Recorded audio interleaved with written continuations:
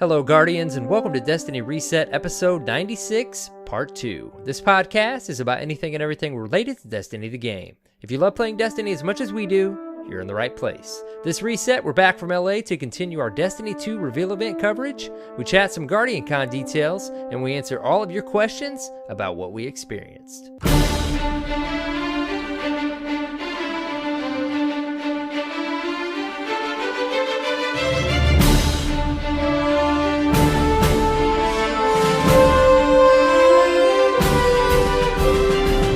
Hello, Guardians, and welcome. It's Arrow Knight, and here with me, Cyborg Sasquatch. Hi, buddy. Hey. How are you? I think I'm over my jet lag finally. Dude, I like tanked the night after we got back. It was brutal. Yeah. Brutal jet lag. It feels, even though it felt extremely natural recording in the same room, it's nice to be back in our ideal setups, built studios. Yeah. I'm sure the listeners will appreciate the improved sound quality over a echoey hotel room that we struggled with for man, and the setting ceilings up. were tall in that thing, dude.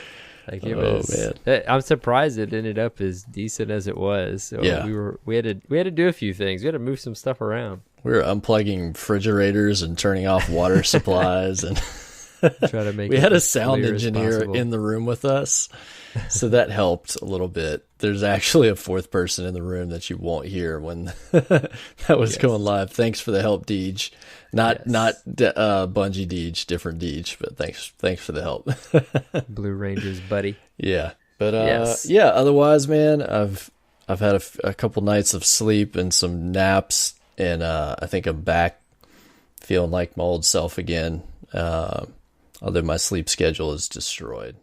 Yeah, dude. It's like, and plus right now in our routine, like we're getting up every 3 or 4 hours. So to like catch up on sleep, even though I hear you can't even really do that. Yeah. It's just like, I don't know. I didn't think I had jet lag until I just tanked. Like I said, I was toast, man. Like it just, I was like, there is no question I'm exhausted. Like it's time to go sleep. I feel you. Yeah. Well, if you're out there listening and you haven't yet, be sure to catch up on part 1. You may notice that in your feed, where we talk about our very first initial takes after the reveal. We recorded the same day. So be sure to check that out. And assuming you've done so, you can now listen on to the rest of part 2. Part 2. Part 2. But first, we've got a couple announcements, right? We do, yeah. Why don't you tell them about this one, dude? We blasted this out on Twitter a couple days ago. This week, This is cool. this past Friday, they put out the final GuardianCon 2017 info blast, which you can go back and check out the VOD if you would like. There's also a summary on Twitter that you can find on our Twitter feed that we retweeted. But first big detail, of course, since we are going to be doing a live show in the podcast theater, we've got our schedule. We're going to be on day 2 at 12 p.m. High noon, as we called it.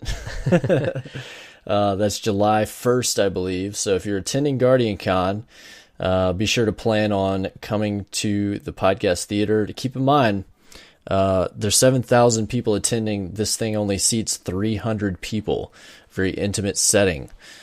So if you believe that you would like to attend that, I would plan to get there early to steal a seat. We'll be the first show in the podcast theater that day, so you'll probably have plenty of time to get there and grab a seat early. So hopefully we will see you there. I can't wait to see the Dirt Fam representing in that room. It's going to be great. And it's going to be a fun show. We'll talk more about what we've got planned there as that date approaches in the coming month. Oh boy. And then Well, what's this next thing? another What's big this? thing, I'm going to be out next week, guys. It's your turn. As of the day that you hear this, I'll be a day away from my second child being born. So exciting, man. Assuming everything goes to plan, we're delivering May 24th, in that morning. So of course we will be in the hospital for a couple days, and I will be unavailable to record next week. So Aaron Knight is going to hold it down without me. Thank the Lord, because I will have a young infant to take care of. Hopefully I can do it as well as you did, man. Yep. Hopefully. So if you're listening, please send prayers our way for a healthy delivery, and I'll put some pictures up on Twitter for everybody to see, assuming everything goes to plan. Congrats, dude! So exciting. So but exciting. I'll miss you guys. Oh, we'll miss you next week. We will miss you. We'll see if I don't know if I'll be out for 1 or 2 weeks. We'll see how we get settled back in. Well, see how that goes. However long you need, man. Yeah. However long you need. We'll miss you, though. I got to be back quick, though, because episode 100 is right around the corner. Oh, it's so close, dude. It's so close. I think it's going to fall on, let's see, 97, 98. June 20th, right? I believe. Yeah. Right before, not long before Guardian Con. So I'll definitely be back before then. Episode 100. It's crazy, dude. Crazy. We almost made it to 100 without meeting in person. I know, we almost did. That would have been something, but we have. So we got that under our belt. For those that asked, we did not get our steak dinner on this trip. There just was not a reasonable enough time to do that. We did not see much of LA. No. We saw a couple parts. We went into some questionable parts of LA on we the asked way our Uber driver to dinner the other night. Oh man, that was fun. But we're gonna save that for we'll get into our Guardian Con trip, where we'll have ample time. Oh, too, and I meant we'll get into more detail about our first meeting with some questions from the their fan in this episode. Yep, it was a good time. All right, man, but we've got some news, a couple little pieces of news to talk about, and then we can talk about some of this gameplay, right? A couple things outside of the event that have happened since, right? Yeah, before we had recorded, or after we had recorded episode 95, but before we released the Bungie podcast was revived. Yeah, man, that was a surprise. Pretty exciting stuff. Mm-hmm. Yep. Which that has not been around since I think 2008. Yeah, it's been a while. Maybe? No, I think it was was it 2014? Yeah, I might be exaggerating. Well, yeah, they had some in 2010 they did, and they had some in 2013 and then January 2014. So it's been a couple of years. Yeah, still cool though. Nice surprise. They say very quickly at the beginning of it, early on, that this is not where to go if you want Destiny 2 news. Yes. Yeah. It's more of a behind the scenes, but which is exactly what I want. It's basically kind of a behind the scenes, like look into the minds of the developers. And you say it is what you want? It is what I want. Yes, yeah, exactly. It's exactly what I want. Yeah, it's so cool to hear him talk about it, man. And I mean, it was Luke Smith and Irk was kind of hosting. Irk was hosting. It, right? Yeah, Luke Smith and Mark Noseworthy. Yeah. Yep. And a couple different segments they recorded at different times. Really interesting stuff. So I would strongly encourage anybody that it's cool plays the game and is interested in Bungie and game development to subscribe to that and give it a listen. Yeah, hopefully we'll be getting those on the reg. Yeah, that'll be nice. I'm actually excited. I'm pretty excited about that. I would love it, dude. But this next thing. I actually didn't see this until right before you and I got on a call. Well, it makes a lot of sense, and we should have kind of almost assumed this. But I know, right? They kind of have. They've essentially confirmed that Destiny 2 on PC is not coming out on release. Mm-hmm. Will not be available on September 8th. But they do want to stress that it will follow quickly behind. Mm-hmm. You just always wonder, takes more to develop this or that. Obviously, there's some different specs going on there, but how long they've been working on Destiny 2 and stuff. You also wonder of, like the marketing strategy behind it. I don't know.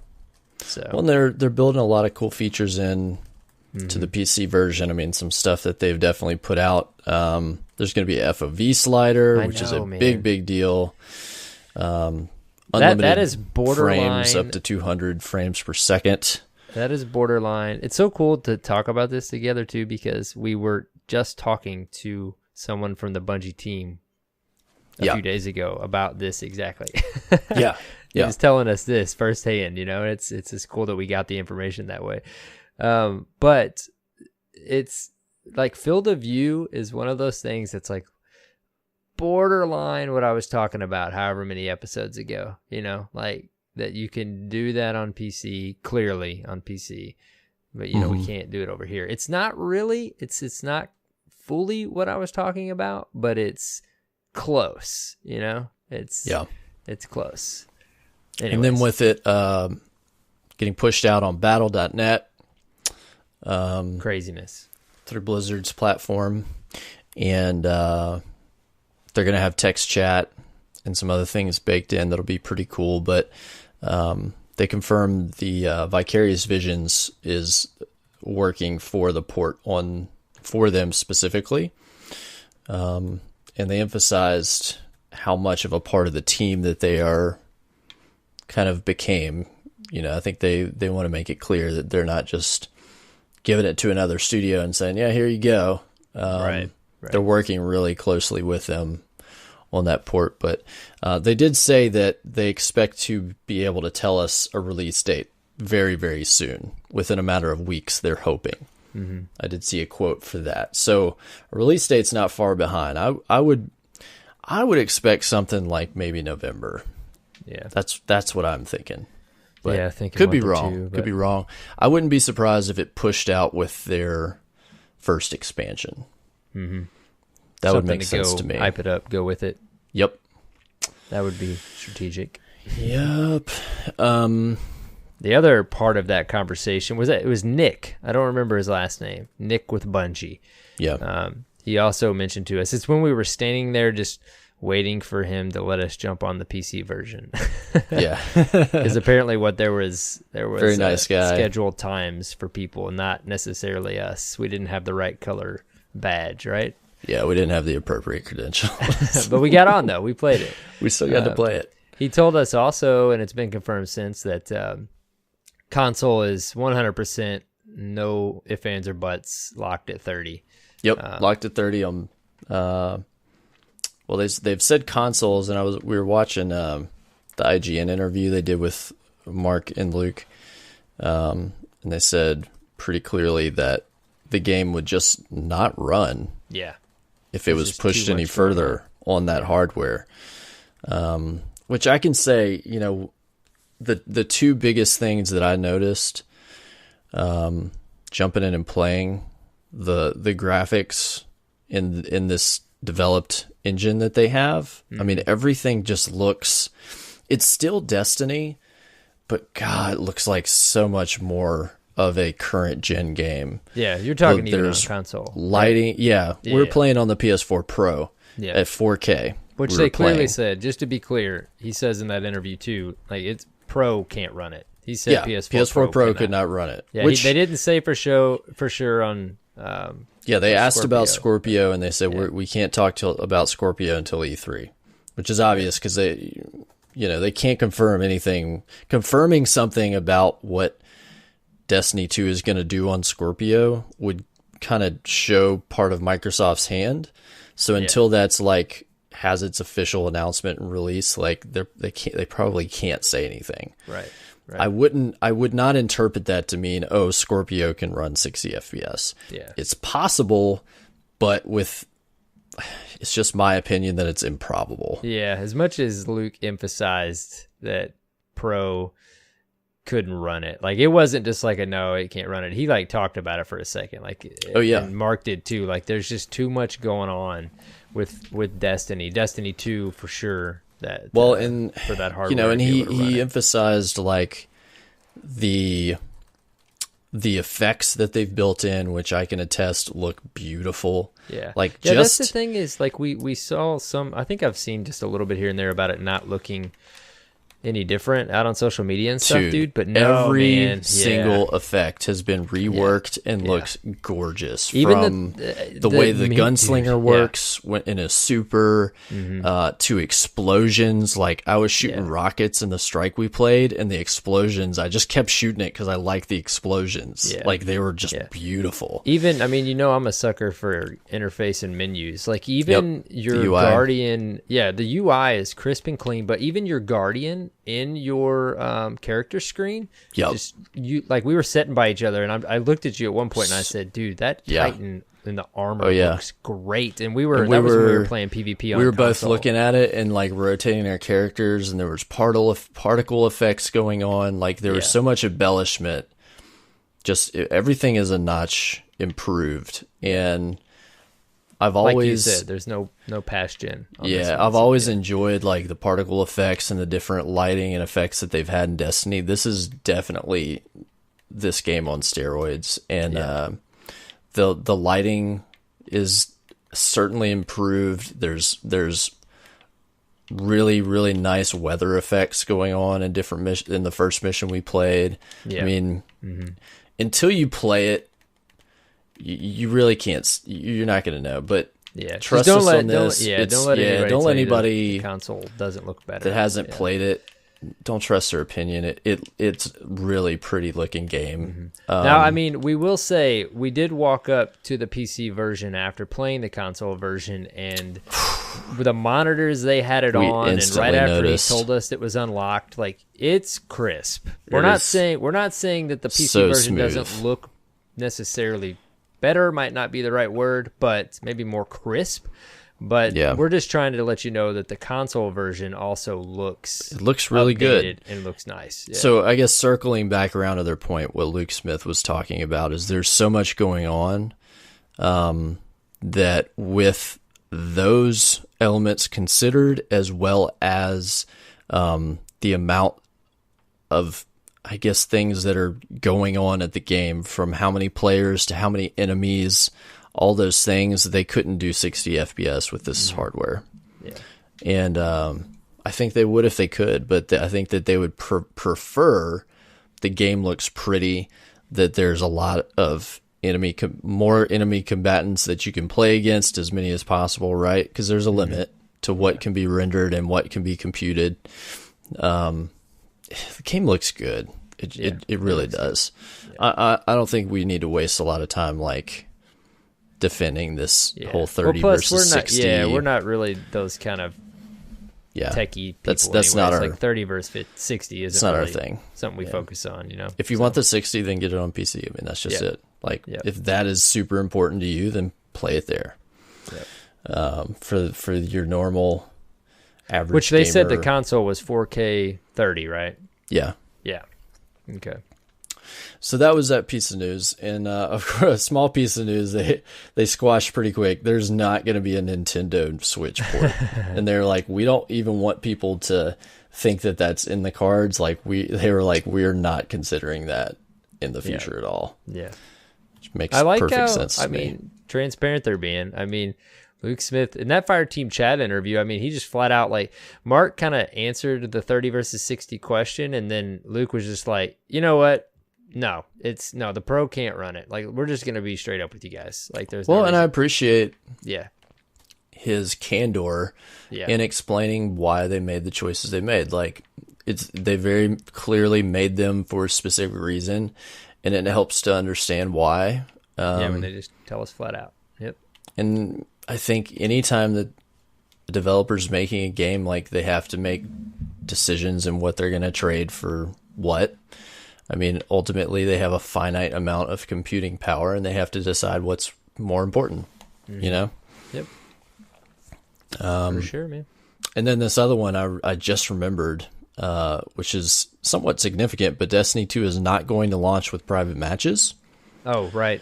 Yep. It's going to come at a later date, and from what I understand, they're working on customs, not just privates this time around.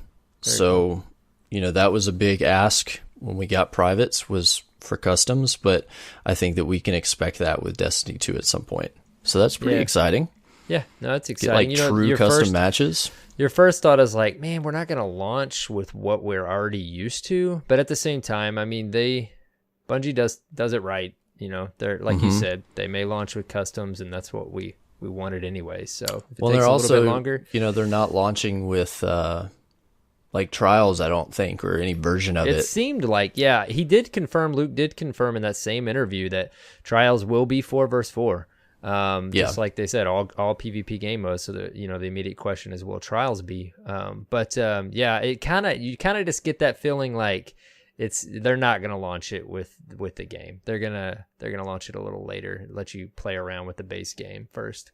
Yeah, which makes sense. Like before they open up customs where you can just go all crazy, you want everybody to adjust to the new gameplay, the new modes, and get really comfortable with what they put out, you know, stock, before you're like, yeah, here's the tools, like, do whatever.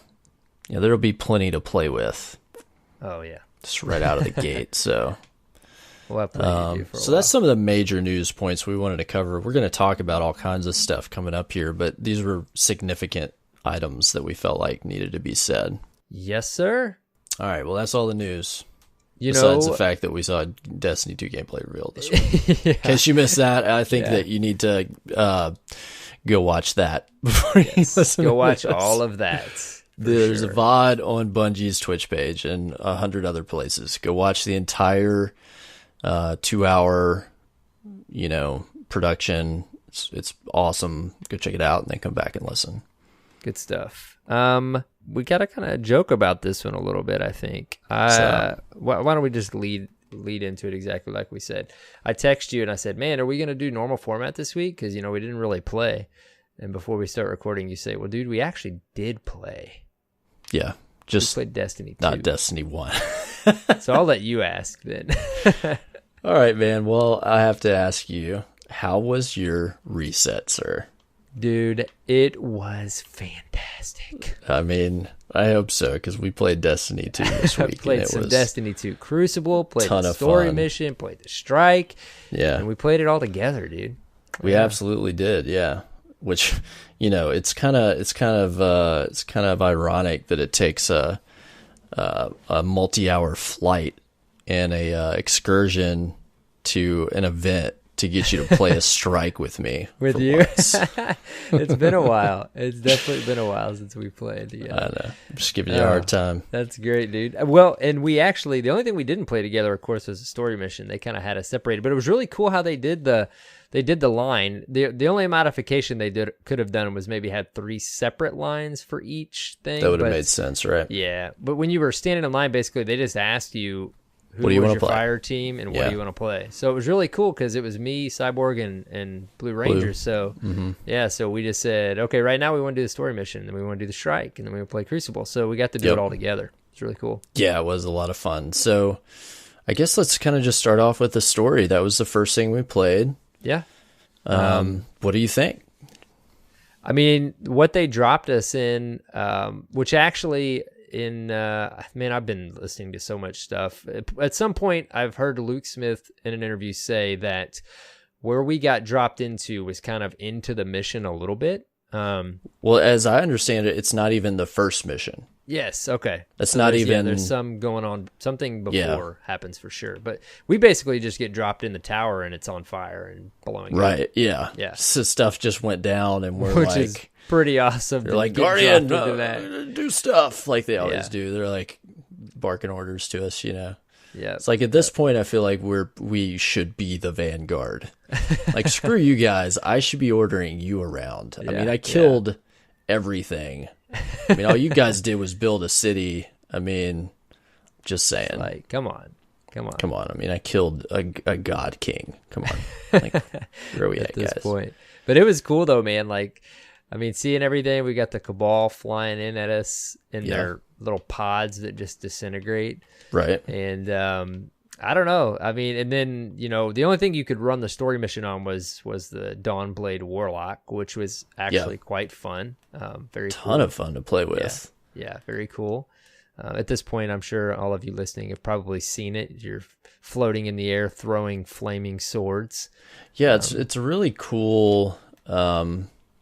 It's very much aerial based, which is I think a new concept for a subclass in general. Like it's very much centered around being aerial, which a lot of people have been like, well, that's like a big disadvantage because blah blah blah. Well, if you played the whole, if you were able to play everything that we were able to play, you're going to see how much slower the game plays, and the way things balance are going to be a lot different than Destiny 1. Yeah, and that you have to kind of take that into consideration. Like, well, also to add more to this, since you're the resident warlock, I'm sure the listeners would love to hear like your thoughts on that class. I mean, I thought it was a ton of fun. I thought it was really cool. I really wish, so there's an aerial ability that was not available to play,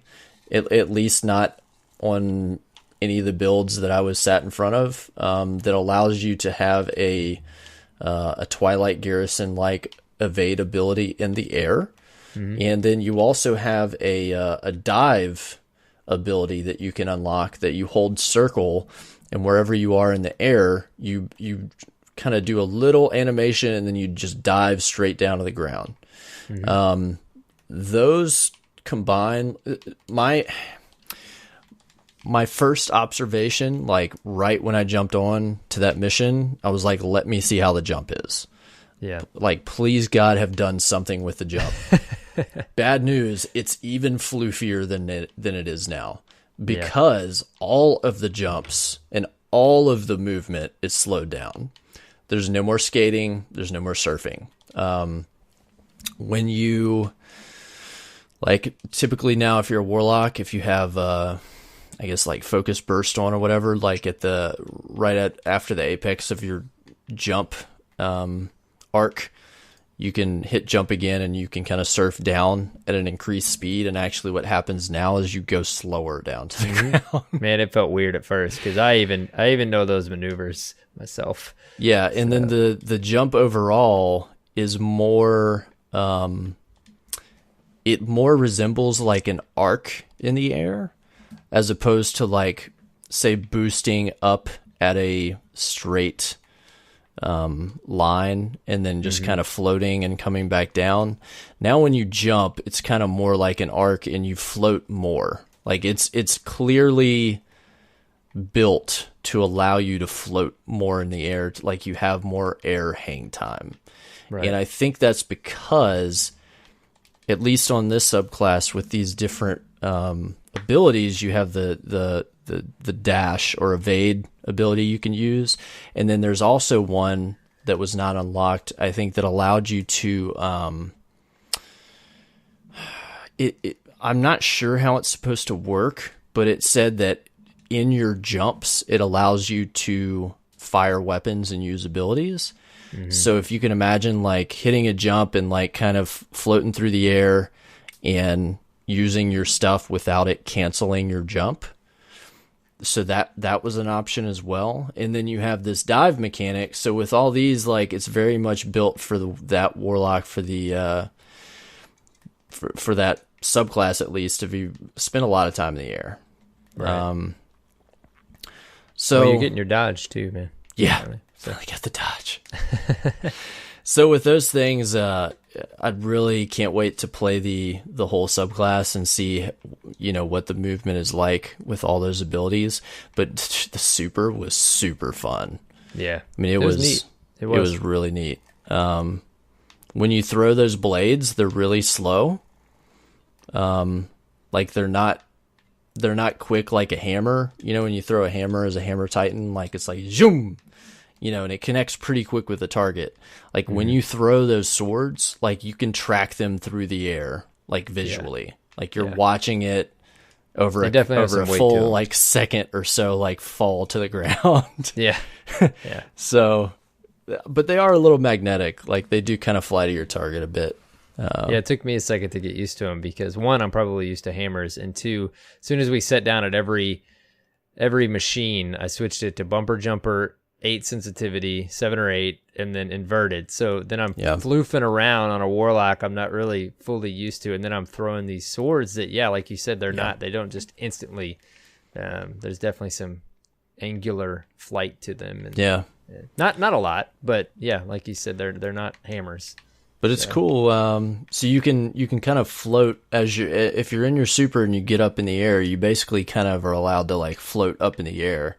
Mm-hmm. But then if you get into trouble, especially in your super, you hold the circle button if you're on PlayStation, or B if you're on Xbox, and you dive to the ground. But it also gives you a health regen, but also gives you a slam ability. So it's a very versatile super. Like, you have a lot of options with how to use it. You can either hit stuff or throw swords, and you can dive to the ground. You can float in the air. You can do it on the ground. There's just a lot of options. For sure. So pretty fun. I liked it. Cyborg's approval on the new Warlock subclass. Absolutely. I mean, a lot of people, because that was the most, they only played new subclass, but everybody that played it were like, this is awesome. Got a multi-kill in the Crucible with it. It's pretty dope. Did some work. But anyways, okay, but let's go back here, because you were talking about the mission. Overall, like, what were some of the things you noticed in that story mission? What did you like? What didn't you like? Well, I like how the quests are popping up for us on the left. I know they did that before, but I definitely noticed a difference in the feel of it. Like, it felt like we were going through, well, I mean, just the, incorporation of the characters we know, Zavala pops a bubble for us. Yeah. And Ikora shows up and does like a Nova Bomb. Yeah. Like, that alone is awesome, and then you can clearly see like we're making steps through the mission. We've got new objectives, and then once we get off the tower after she Nova bombs that ship, then Amanda picks us up, right? And takes you off to another one of their section. Ships. That was pretty cool.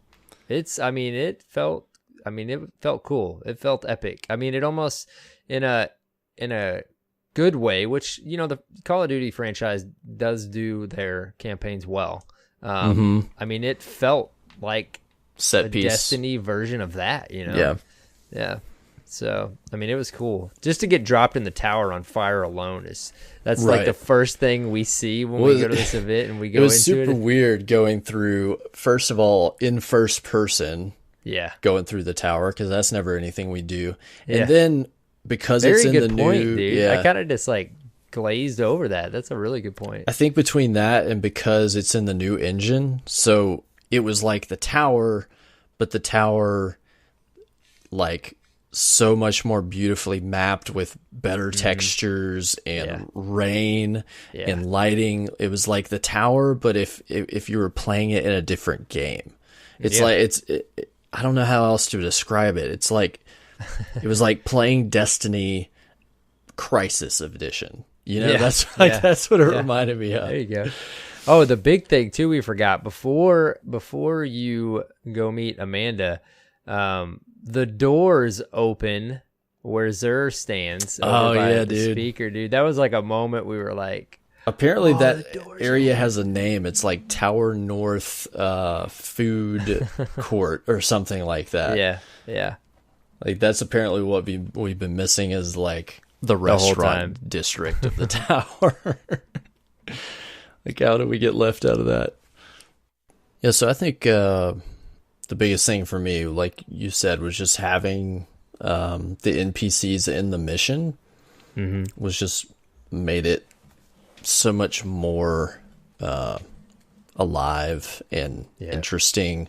I mean, it's not like they did anything really significant, but it's a taste of what missions could be like as you're playing with different parts of the world, and who knows who could show up and do something in a mission with you.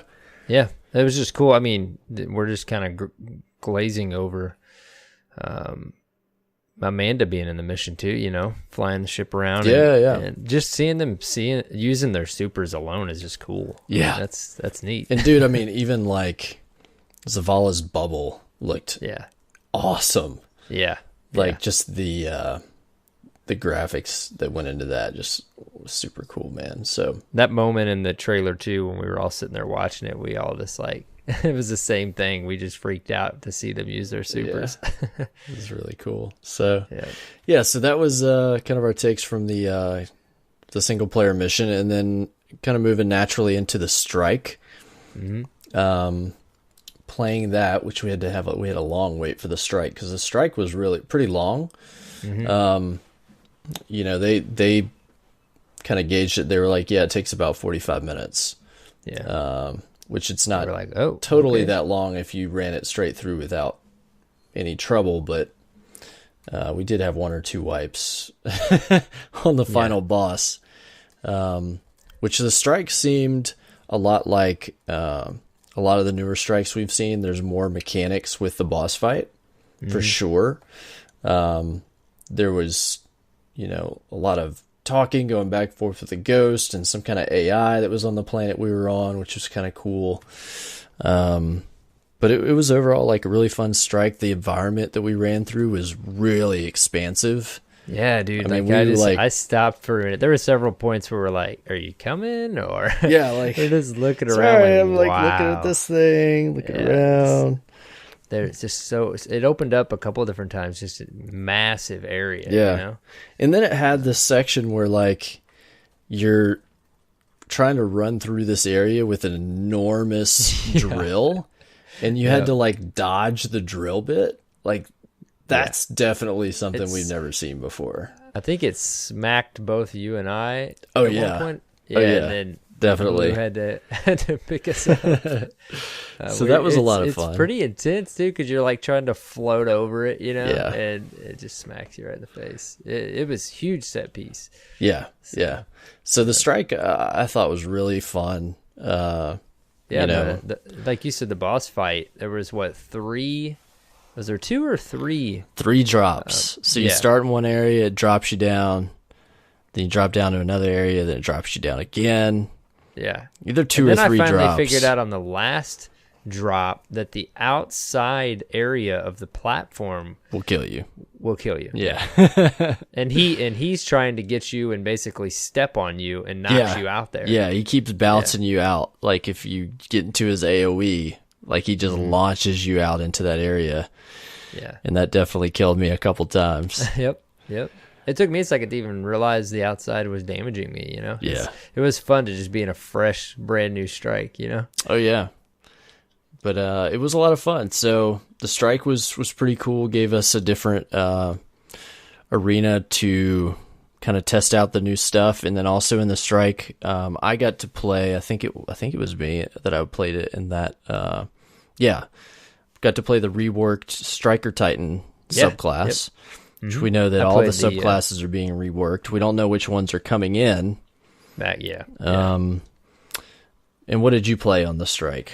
I played Goldie. Yeah. And Goldie was reworked as well, right? Yep. Yeah, there was your super is now 6 shots, and you have a dodge ability, like a Shade Step. Yep. Oh, and I must say, so I don't forget, I had mentioned this in our Discord that day, but the animation for the forward dodge is pretty cool. Like you don't just, if I remember correctly with Shade Step, you just roll no matter which way you go, right? The forward dodge is like this shimmy, like graceful movement forward. You don't actually like roll or anything. You just kind of like shimmy and step forward, and it really kind of like a little cool. leap. Yeah, it's a simple thing, but I noticed it every time I did it. It was really a little more dynamic. Yeah. Yep. One thing that I guess comes up inevitably that people are speculating about was the passive ability. It hasn't really been confirmed either way, but some people are assuming that the new third ability that we were playing with is the same across all your subclasses. Okay. I would find strange. Yeah. Just to be limited to those 3. All classes of the hunter will dodge? Right. Yeah. which I mean makes sense, but yeah, it wouldn't give you a lot of utility though. Right. Yeah. So like with the classes we were able to play on the Warlock, we had the Dawn Blade, and you get your Rift type ability that either gives you, basically a versions of weapons or healing buff that you can share. Yep. And then on the Titan, you had two different versions of a wall, kind of an evolved version of the Titan bubble. You either get like a short wall, like kind of like a some cover you can hide behind that automatically reloads when you duck behind it, or you can have a big square wall used to kind of just block off areas and have a big shield. And then on the Hunter, of course, you had your evade step that also provides some bonuses, I guess like some reload bonuses. Yeah, you pick one of two like the others. And then extra melee. Reload. Yeah, extra melee. But I would just be really surprised if it was just that one ability. Mm-hmm. Because I don't know, I guess kind of similar to like grenades and melees and stuff. I'm used to having, some different options depending on the subclass. So I'm interested to see if it's the same or if it's different with different subclasses. And then another thing people brought up was, I'm going into it thinking we're having 3 subclasses going in, but they could, possibly only give us these ones that we saw and then one more. Yeah. A new one and then one true. of the old ones reworked, and always leave room to bring back the old ones reworked or in a different form, Yeah. So we have that to kind of wait on and see, like, what subclasses are we coming back with? There's been just in all the videos I watched too, there's been a lot of critiquing and or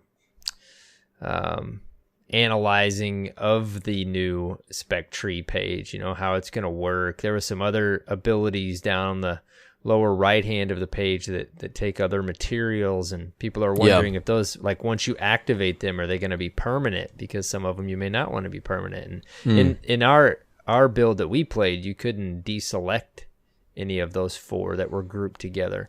Yeah, and I think some people are assuming that you pick one tree or the other tree.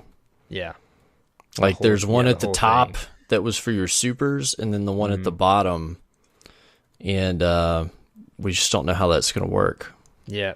We won't dive into speculation too much, but that's so there's a lot to be fleshed out still. Yeah. What we were given was like basically what they considered to be in a workable, finished, playable build, So there's a lot to be seen. Plus the new Titan and Hunter subclasses, which I can't wait to get my hands on those. It's already become the tagline, but the Captain America. Oh man, that looks like it's going to be Titan. So much fun, dude. Yeah, I can't wait. Yeah, very cool. So that was kind of our general take on the strike. Strike was cool. It was fun. A lot of fun. Pretty long. They said it was probably the longest strike that's coming out with the game. And it was Vex, and a Vex enemy that we were fighting, along with some Cabal littered along the way. We got to fight some of those Cabal dogs. Oh yeah, we did. I forgot what they were called. A couple different times. But they send them out in like packs. Yeah. 4 or 5. And at one point I looked and there's like 8 or 9 of them on the screen. I'm like, oh God, like we were getting overrun. They weren't too hard to kill, but in the strike. Yeah. They're definitely there to like overwhelm you.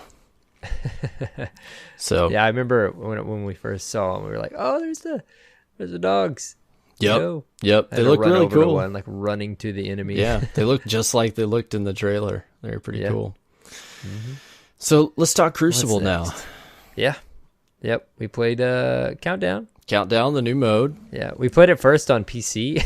Yeah. Because we just kind of lingered over there, and Cyborg and I realized that we've lost all PC gaming skills. Yeah, dude. It's been like 2 years. Well, probably since Destiny came out. I mean, I was playing PC pretty regularly there for a bit, but as soon as Destiny came out, it's just been... Dude, I don't know the last time I've played a FPS on a PC. The sensitivity was super high. Oh, dude. And I've always been more of a console gamer, but I definitely was dabbling in some PC shooters there for a while. But the sensitivity was on 4, Yeah. Or, sorry, 40. It was on 40. So I'm thinking, okay, it might feel kind of slow. Yeah, no, I felt like I was on like 15 on the console. Yeah, I got my butt whipped. It was a terrible, well, plus, terrible. In our defense, it's been a bit, so knowing where to throw the pinky and the, all that kind of stuff. Well, there's some other changes too on PC. The reticle is like exact center, as opposed to a little bit low of center, I believe, or high of center on console. Mm-hmm. Yeah. So that was a little bit of an adjustment. The aim assist, I think, is definitely different. Mm-hmm. If there is some. Well, not really sure how that's supposed to work. We did make it to the console version. Yes. So that was a whole different story. Yes. We were killing it on the. I mean, I was. Yeah, I didn't have my best time. game, but I felt more at home. I was having a little bit of a rough game, but I still had a blast. Yeah, it was a ton of fun. So, what did you think of the mode? Dude, as soon as I realized, which I realized while we were playing PC, as soon as I realized it was round based, I mean, I'm instantly sold because I want more round based game modes in Destiny. I'm totally fine with that. The SOCOM-esque feel, but it took me a minute to figure out. I mean, it's basically just demolition, right? That's what we were talking about. You've got 2 points, you flip back and forth. I mean, it's basically search and destroy. Yeah. I couldn't remember which of those exactly it's most similar to, but if you played those modes on Call of Duty and the like, this will feel very familiar to you. You're essentially given 2 points, and if you're on the aggression round and you want to go put a charge on that point, which takes about 1.5 seconds, and then you've got to defend it. And if you are on the defensive side, your goal is to protect those points and or disarm that charge. If you disarm it, it's instantly a win for you. So they don't get multiple opportunities, which is a little bit different. If you disarm what they set, then you pretty much did your job and you win that round. Yeah. And then you can also win just by wiping the team, I think, right? Yes. Yep. The other thing too that was we knew was the case because they told us. You know who has supers and what super they have, and that was pretty cool across all game modes. But it's and then also which class is dead. Yes, yeah, which is cool. So that's just draped over the top center of the screen. Yeah.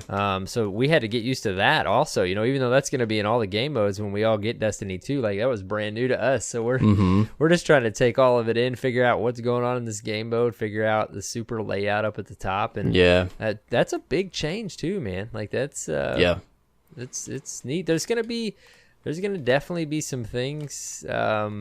It seemed like there's a lot more focus on strategy now. You know, with the way that the game is slowed down.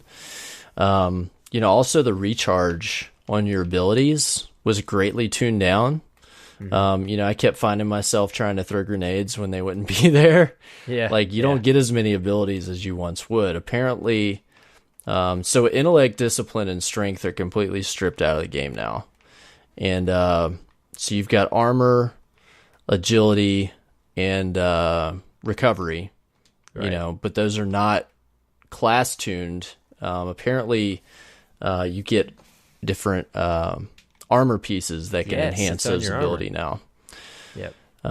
Which provides kind of it's a more simplified version of, some of the stuff that you have normally seen in the past with this game, as far as like tuning your abilities and different, different loadouts and stuff like that. Yeah, it's those stats, static stats are tied to your armor.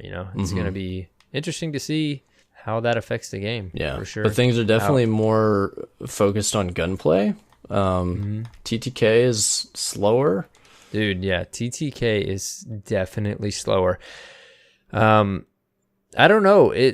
I still have some judgment to make on that. Like, I think ultimately it's a good thing because of the whole, the way the weapons are laid out and stuff now, which we'll talk about, I'm sure. But it was an adjustment for us. I mean, it'll be one thing when we get the game when it comes out and that's just what we're playing. But for us to play Destiny 1 and then play Destiny 2 for one day, and then come back to Destiny 1, it's like, wow, that did feel different. Yeah. Lower numbers across the board, pretty much, Yeah, I just found myself like constantly trying to move pretty quick and not really moving that quick. Yeah. A lot of standoffs and gunfights, and the scout seemed to end up being the pick. I tried almost every single gun, I think, before it was over with. I tried a bunch, not as many in the Crucible as I did in PvE, but the scout was. I used the scout. I ended up falling on the scout most of the time, but you were looking at like 4 shots. I think to the head. Yeah, I think Mercules told us, we were talking to him afterwards, he was there, and he was like, the submachine gun was doing 10 damage. And I was like, well, that makes sense, because I felt like I was just laying a whole clip into a Guardian, and it was like, wow, I'm switching to a sidearm. And then sidearms were not as effective. Yeah. It just across the board, which, that's to be determined, but the flow of the game and everything, it may end up benefiting and making what we now call power weapons, and it's because a lot of our specials now are in that power slot. So yeah. Well, so I'm trying to not dive too deep, because I'm sure it'll be a question here in a bit. Yeah, but overall, I found the mode to be a lot of fun.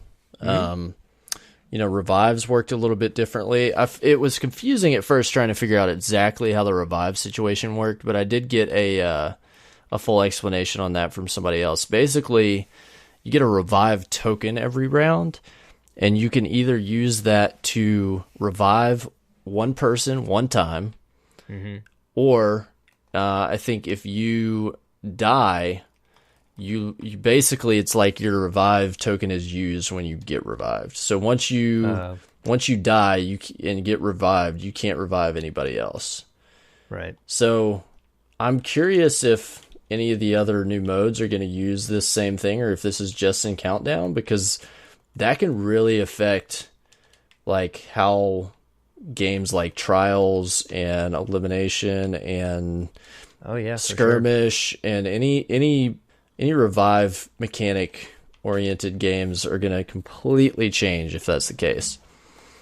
Like, it's going to make you really make tough choices about, what's important.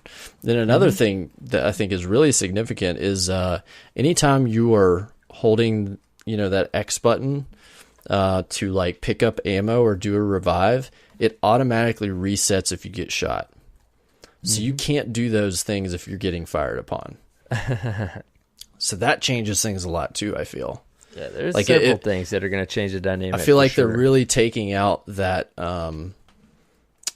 like if you're looking at Trials, like how often are you trying to pull ammo when you're getting fired upon? How often are you trying to res your buddy while you're getting fired upon? Like, those aren't even options anymore. It changes the decision completely. Yeah, it changes it completely, because now you'll try to slide in and get it real quick. You've got to be clear, and you've got to earn it.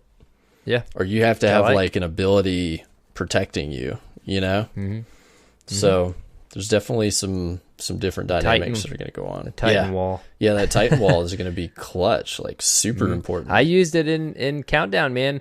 Well, it took us a minute, for it to register. We had those. Well, one, to figure out how to deploy them, and two, to remember we had them. And then I think like on our last round or two of Countdown, I played the Titan when we played that mode, and I dropped, like on our last round or two, I dropped that barrier like on a doorway on a room we had planted, So there's definitely some strategy there. It's going to be interesting to see how all of it pans out when we're playing it every night. Yeah, it's pretty cool. So that's kind of our initial takes of some of the gameplay. There's a lot to take in for sure. There's a lot of stuff. We could probably talk about just that stuff for hours, like the nuances of what we found. But you guys had some good questions that we're going to answer coming up here. You ready for that section? Yes. I will say, before we left, we played the story mission one more time. Cyborg wanted to play it again, and we sat down with like 10 till 5. The event was over at 5, and we we were in the menu so much. Like we were looking at everything we possibly could. Checking everything out. Just checking it out. Yeah, that was a good idea. Yeah. But fun. Yeah, let's do some questions. Yeah, so we asked you for all kinds of discussion. Some questions via Twitter and in our Discord as well. Things that you might be curious about. So we're going to try to get through as many of these as possible. You want to do these Twitter ones first? Yeah. Okay. Let's do it, all right, let's knock those out. Why don't you take this first one? All right. Good old indie sales guy. How did the special and heavy weapons in one slot play out in the Crucible? Okay, great, or awful? And TTK seemed really long with primaries. Was it? We did kind of talk about this already. Yeah. TTK was definitely longer. We mentioned that. Mm-hmm. Definitely. You notice it for sure. Yeah. Yeah. So special and to heavy. Be said. Yeah. Now what is it? It's everything weapons. Everything but sidearms, right? Yeah, everything but sidearms now fits into that power weapons section. So fusion, snipers, rockets, machine guns. We're assuming swords. Right. Not sure on that one. And then you have the new grenade launcher. We didn't talk about that. Yeah. I got a hold of one of those on one of the builds, and I think it was in. I think it was in the story. Strike, dude. I had one in the story. They're pretty fun. Yeah, it was fun. I immediately, of course, when I saw grenade launcher, when we were just watching them present it to us in the keynote, I got that like Call of Duty feeling, like Modern Warfare 2. Like, okay, they're trying, like we're trying to go over the top, like next level, like let's do this. Oh yeah. It's like maybe we don't need that, but of course, my thought immediately was PvP. Like, how is a grenade launcher going to work in PvP? But I will say, I used it in the Strike, and it was awesome. It's pretty cool. It was a lot of fun. So it's a neat gun. But what was weird is like, okay, I think I want to use a shotgun, and I'm like, oh wait, it's down here. This is weird, right? Right. And then I guess we need to talk about how you get power ammo. Yeah, right? So that's another big change in the Crucible. You're going to see these power ammo bricks, and they're on the sides of the walls, at least in the map that we were playing. And they have a fairly short time. I think they were 30 seconds or so on the first one. I think so. I'm not sure after that. But only one player gets to pull it. Yeah, that's it. Yep. I was surprised. I was like, another thing that's going to change the dynamic. Standing next to somebody, they were going to pull it, and I like swapped to my power after they pulled it, and I was like, wait, I don't have any ammo. I didn't get anything. Yeah, it took me a little bit. But there's like more than one. Like there were several, kind of like special. There were several popping at once. You could go to a different place, but definitely not enough for everyone. Mm-hmm. And I mean, okay, we've been saying. I mean, I'm pretty sure I've said for a while now. I definitely have. Like, let's have primary fights. Come on, let's have primary fights. You got it now. And yeah, I mean, there's pretty much, if this is the way the final game is going to be, which is a pretty good chance, shotguns and everything but sidearms are power weapons, and you get power ammo that way. Like, we're going to see a lot of primaries. I mean, you can have two hand cannons. You can have, I mean, it's kind of messing with my brain a little bit. Like, I have no idea what I'm going to run. I don't know. It's very interesting. And then, I would have never guessed that. This kind of makes me think about another thing. When they first announced the kinetic and energy weapons distinction, I wasn't 100% sure on what the difference was there. So I got some clarification on that too. Because even playing it, I had no idea. But all of the energy weapons are elemental, just like your special weapons used to be. Yes, so you can get elemental primaries that are energy weapons that do that type of damage. But additionally, when you're in the Crucible, elemental weapons do bonus damage to Guardians and their supers across the board. You don't have to match the element. Luke Smith confirmed this. So whatever elemental weapon you have, or what do they call it? Energy weapons, if you're trying to fight a Guardian and Dawnblade or whatever, you whip that out and you're going to do extra damage. So that's pretty cool. Yeah, that's awesome. Interesting change to how that's going to work. And it's going to take a minute to wrap our brains around it, dude. Two primaries.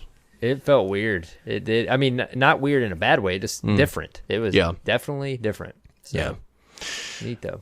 All right, so this next one, Wielding Hammer, wanted to know, was Shaq still alive and calling the Crucible? That was the first thing I noticed when I loaded up Crucible. Shaq was calling the Crucible.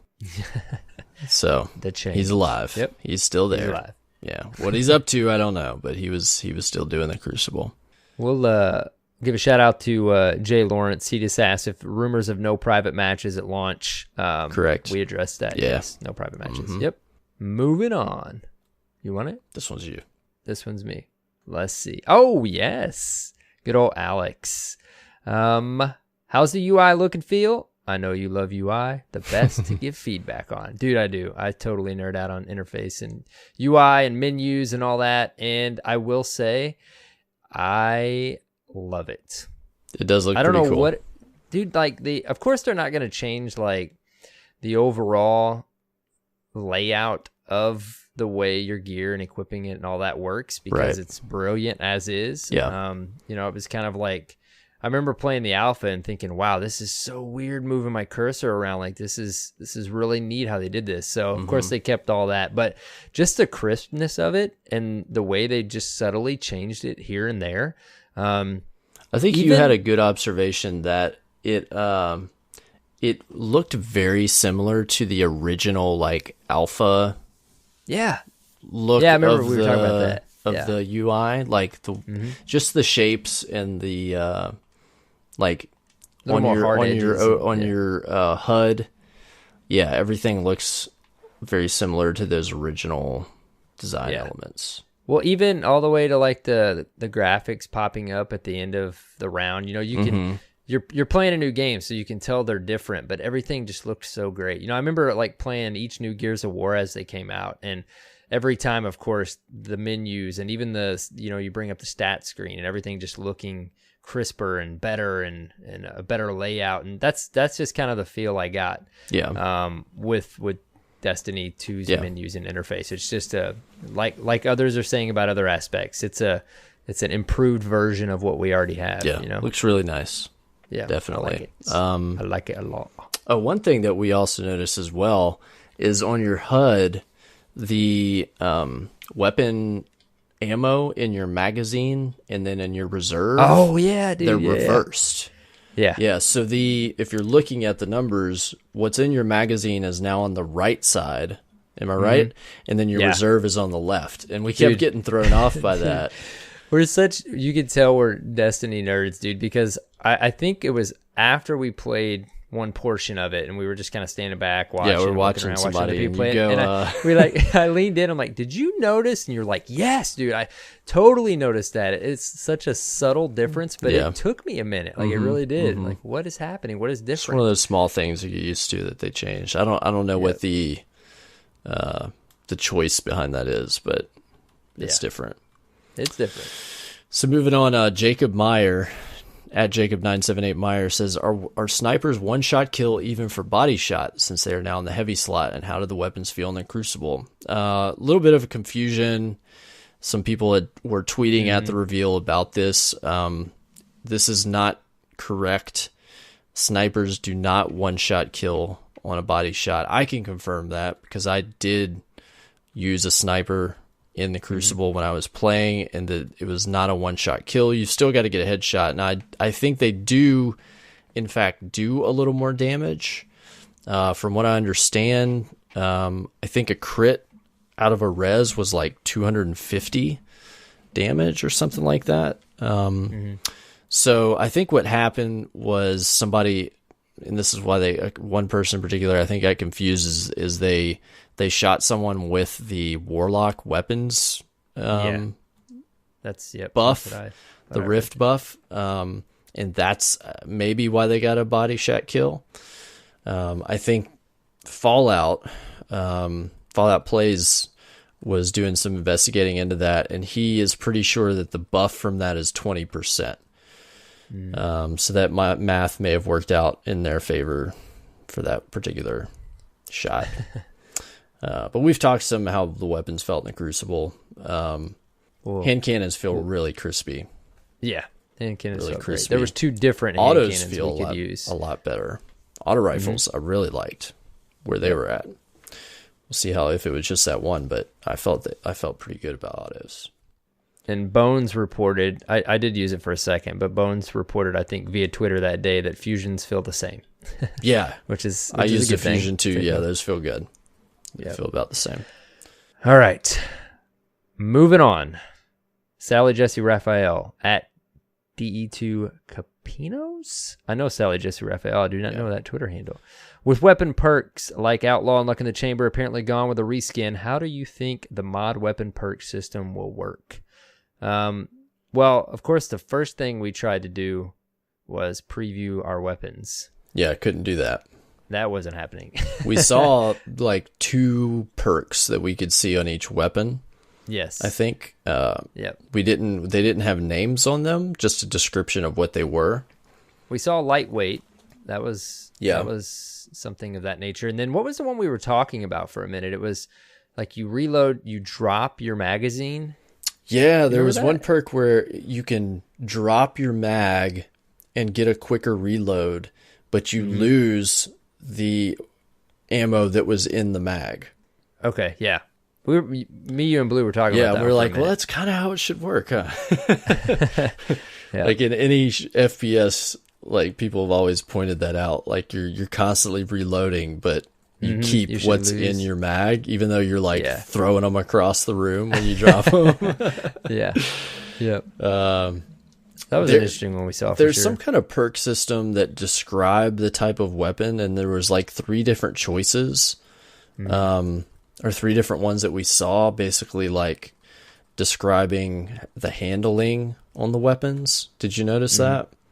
I have to pull it up to describe it exact, but there was kind of like an inherent, similar to how you might have like the archetypes now, like good handling, but Yeah. low rate of fire or something like that. Like there was Yeah. some kind of description on each gun that had that.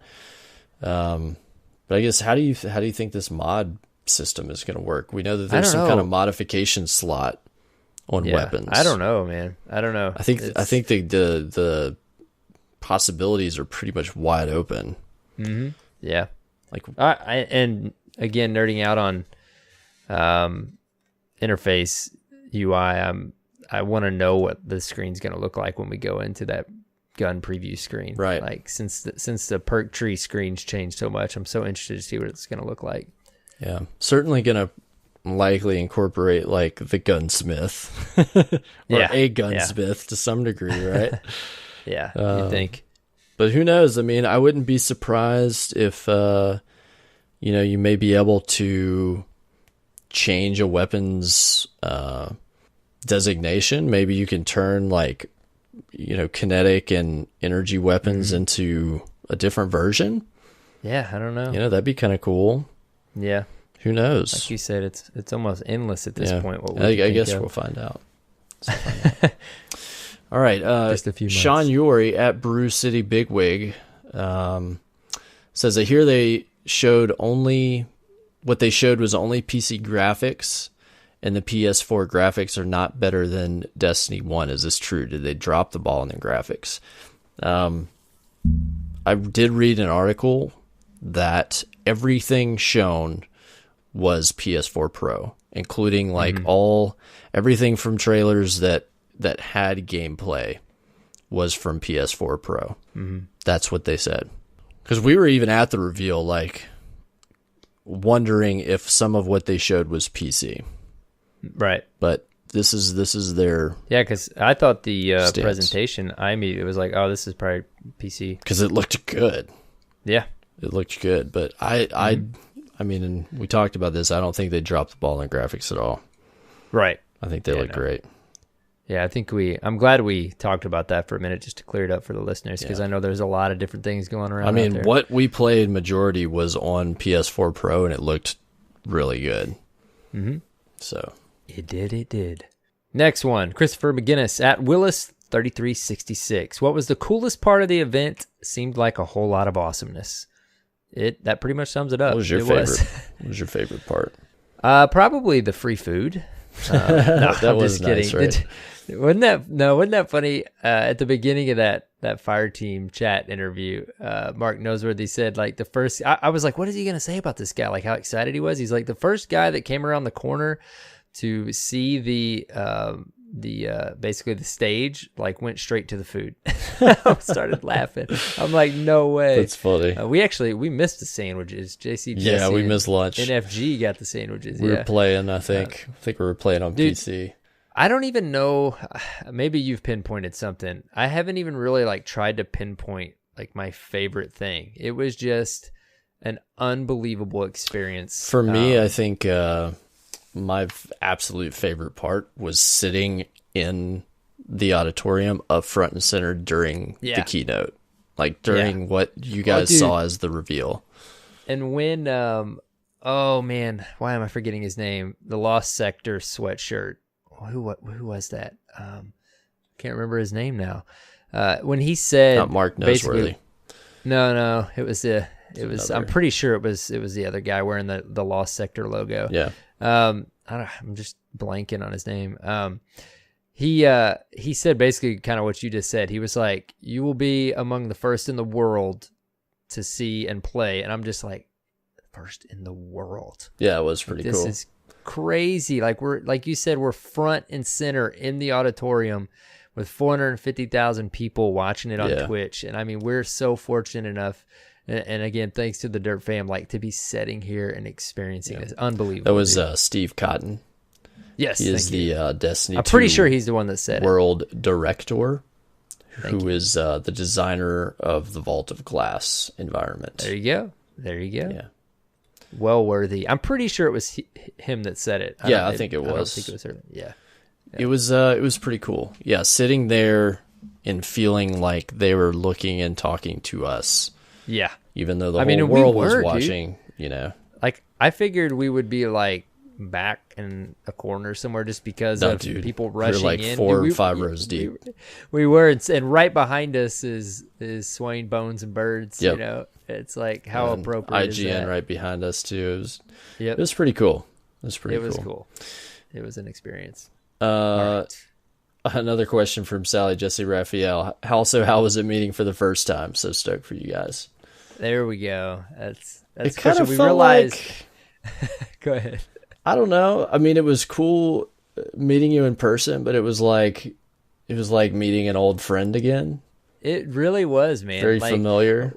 We were joking about after we posted part 1, we were like, dude, we didn't really talk much about meeting for the first time. And I think that's part of it. Like I got to the hotel first, and then your flight came in a couple hours later, and you walked in, we hugged it out, and it really did. It felt like meeting an old friend after a year and a half. We're just kind of like, all right, here we are. And hey, man. And then we ended up just chatting for a little bit. And it was awesome though, man. That it can't even remotely downplay it. It's just so cool to know that we've met now. And it's cool that a lot of the people in the Dirt Fam were excited for us to meet, and very cool. We get to see each other again in a month. Yeah, it was awesome though. I know everybody was really excited for us to meet in person, but it was like seeing an old friend that you hadn't seen in years and years. Exactly. I'm glad you phrased it that way, because that phrase is exactly the way it felt. And we joked, we were like, now that we've met, like, what is there anything else to like get excited about in the community? We still got the steak dinner. Yeah, we haven't done the steak dinner. That wasn't strategic, but we really just didn't have time. We ended up at a pizza place. That didn't have pineapple. It was weird. They didn't have pineapple. Strange how that worked. All right, so now we're going to move to the Dirt Fam Discord questions. Yep. Those were the Twitter questions. You guys had a bunch for these. Yes, we have a ton. Just in case anybody's wondering, basically what we do is if you want to join our Discord, you're more than welcome. Some particular episodes, and for example this one, we just open up a channel for you to pop some questions in there. Yep. So that's where all these are coming from. Mm-hmm. It's been a lot of fun. So, the co-founder, who did you fanboy over the hardest at the reveal event? Go ahead, Cyborg. You want me to answer? Probably Luke Smith.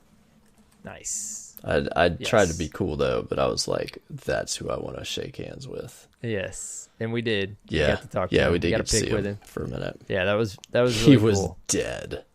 He was by the He time we was talked a to him. husk of a man. Yeah. And by the time he's on that Fire Team Chat interview, that's after. We Yeah, talked. that's Like after. end of the day. And when they start, he's like, "Yeah, we're exhausted." Yeah. Yep.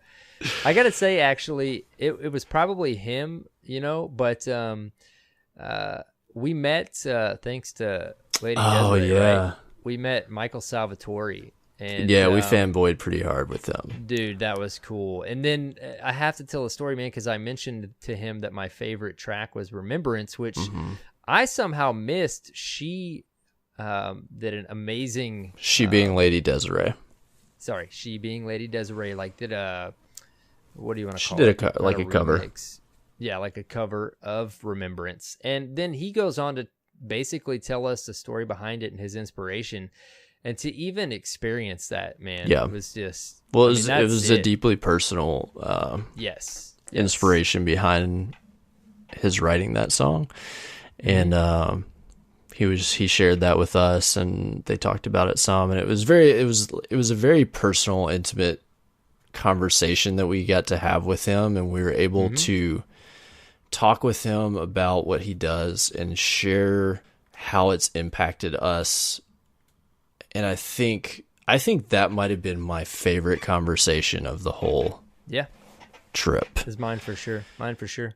Yeah, because you went on to explain to him that like the music is we directly tied to our experiences with the people we've met. And if he could only know fully about the Derp fam, if we could explain it to him in like a sentence and how much you were explaining to him there, about how much we tied the music in with all of that. Awesome to be able to share that with a person that was, directly responsible for such a big part of the game.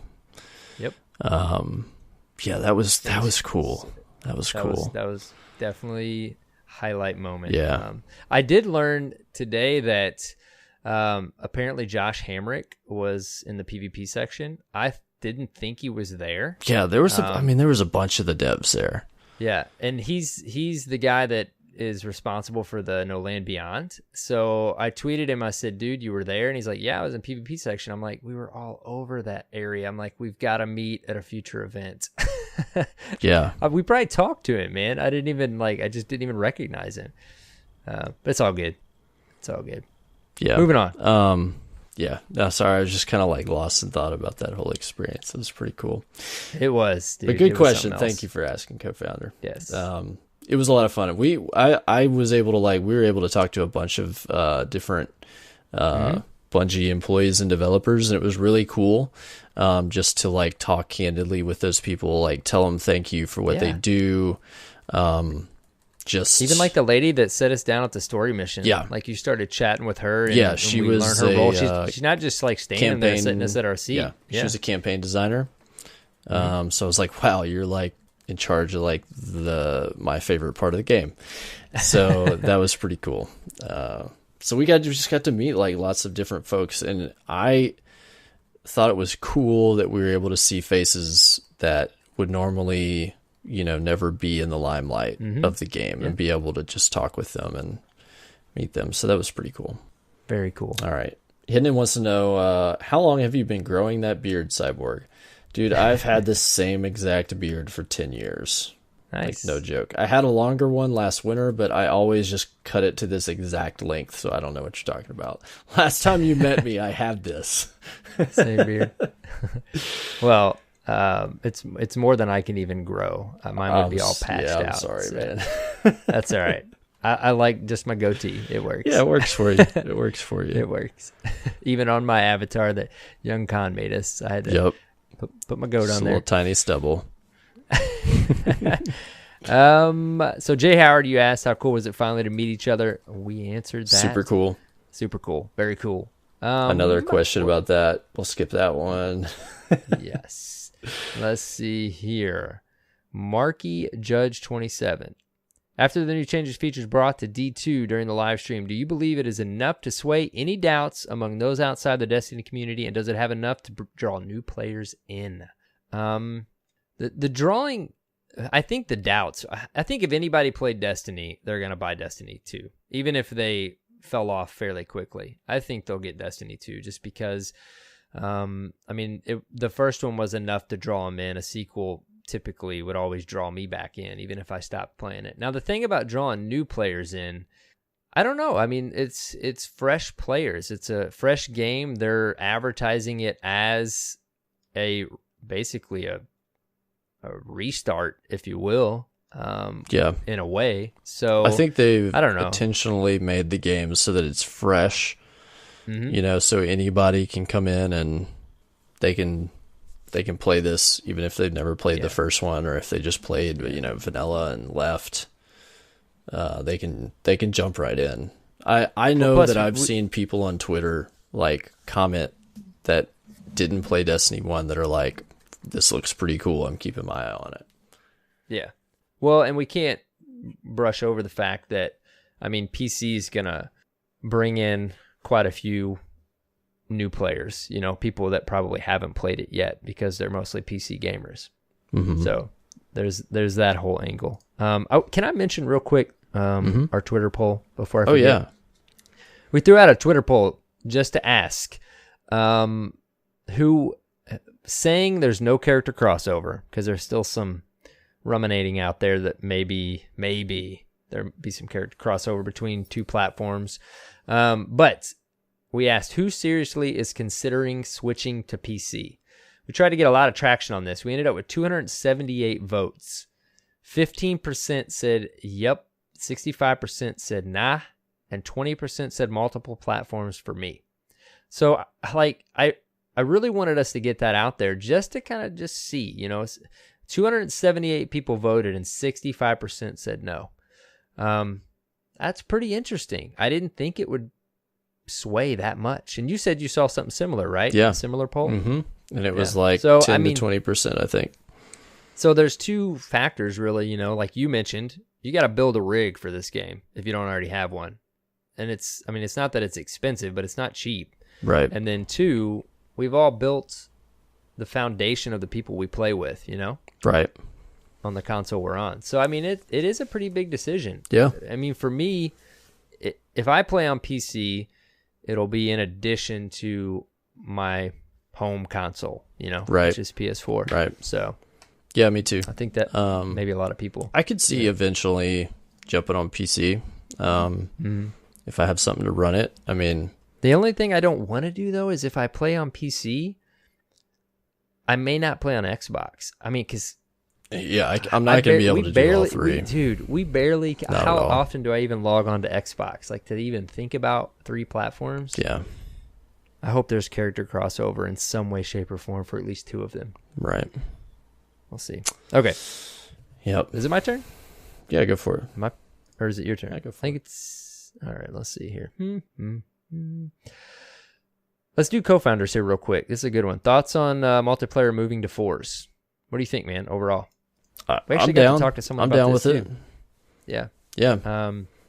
I forget who we were talking to about this, but it kind of, a slap in the face, like, of course, this makes sense, but for them to just say 4s, they're not only creating and can focus on one player count, but then, that's going to make it, their focal point is just right there. This is what we've got to make our maps, our modes, and then that should ultimately make a better experience for us, right? Yeah. I don't have to think about several different versions of how many people we're going to have in a game. Right. So, yeah, I like they it. can design Trials, all the maps around 4s, and so they always work. Trials is going to be interesting, having 4 people, but we've done that in private matches, so be cool. Yeah, I think it'll be good. It is going to suck a little bit because we're going to lose, 6s, which, just allows you to incorporate more friends, more players.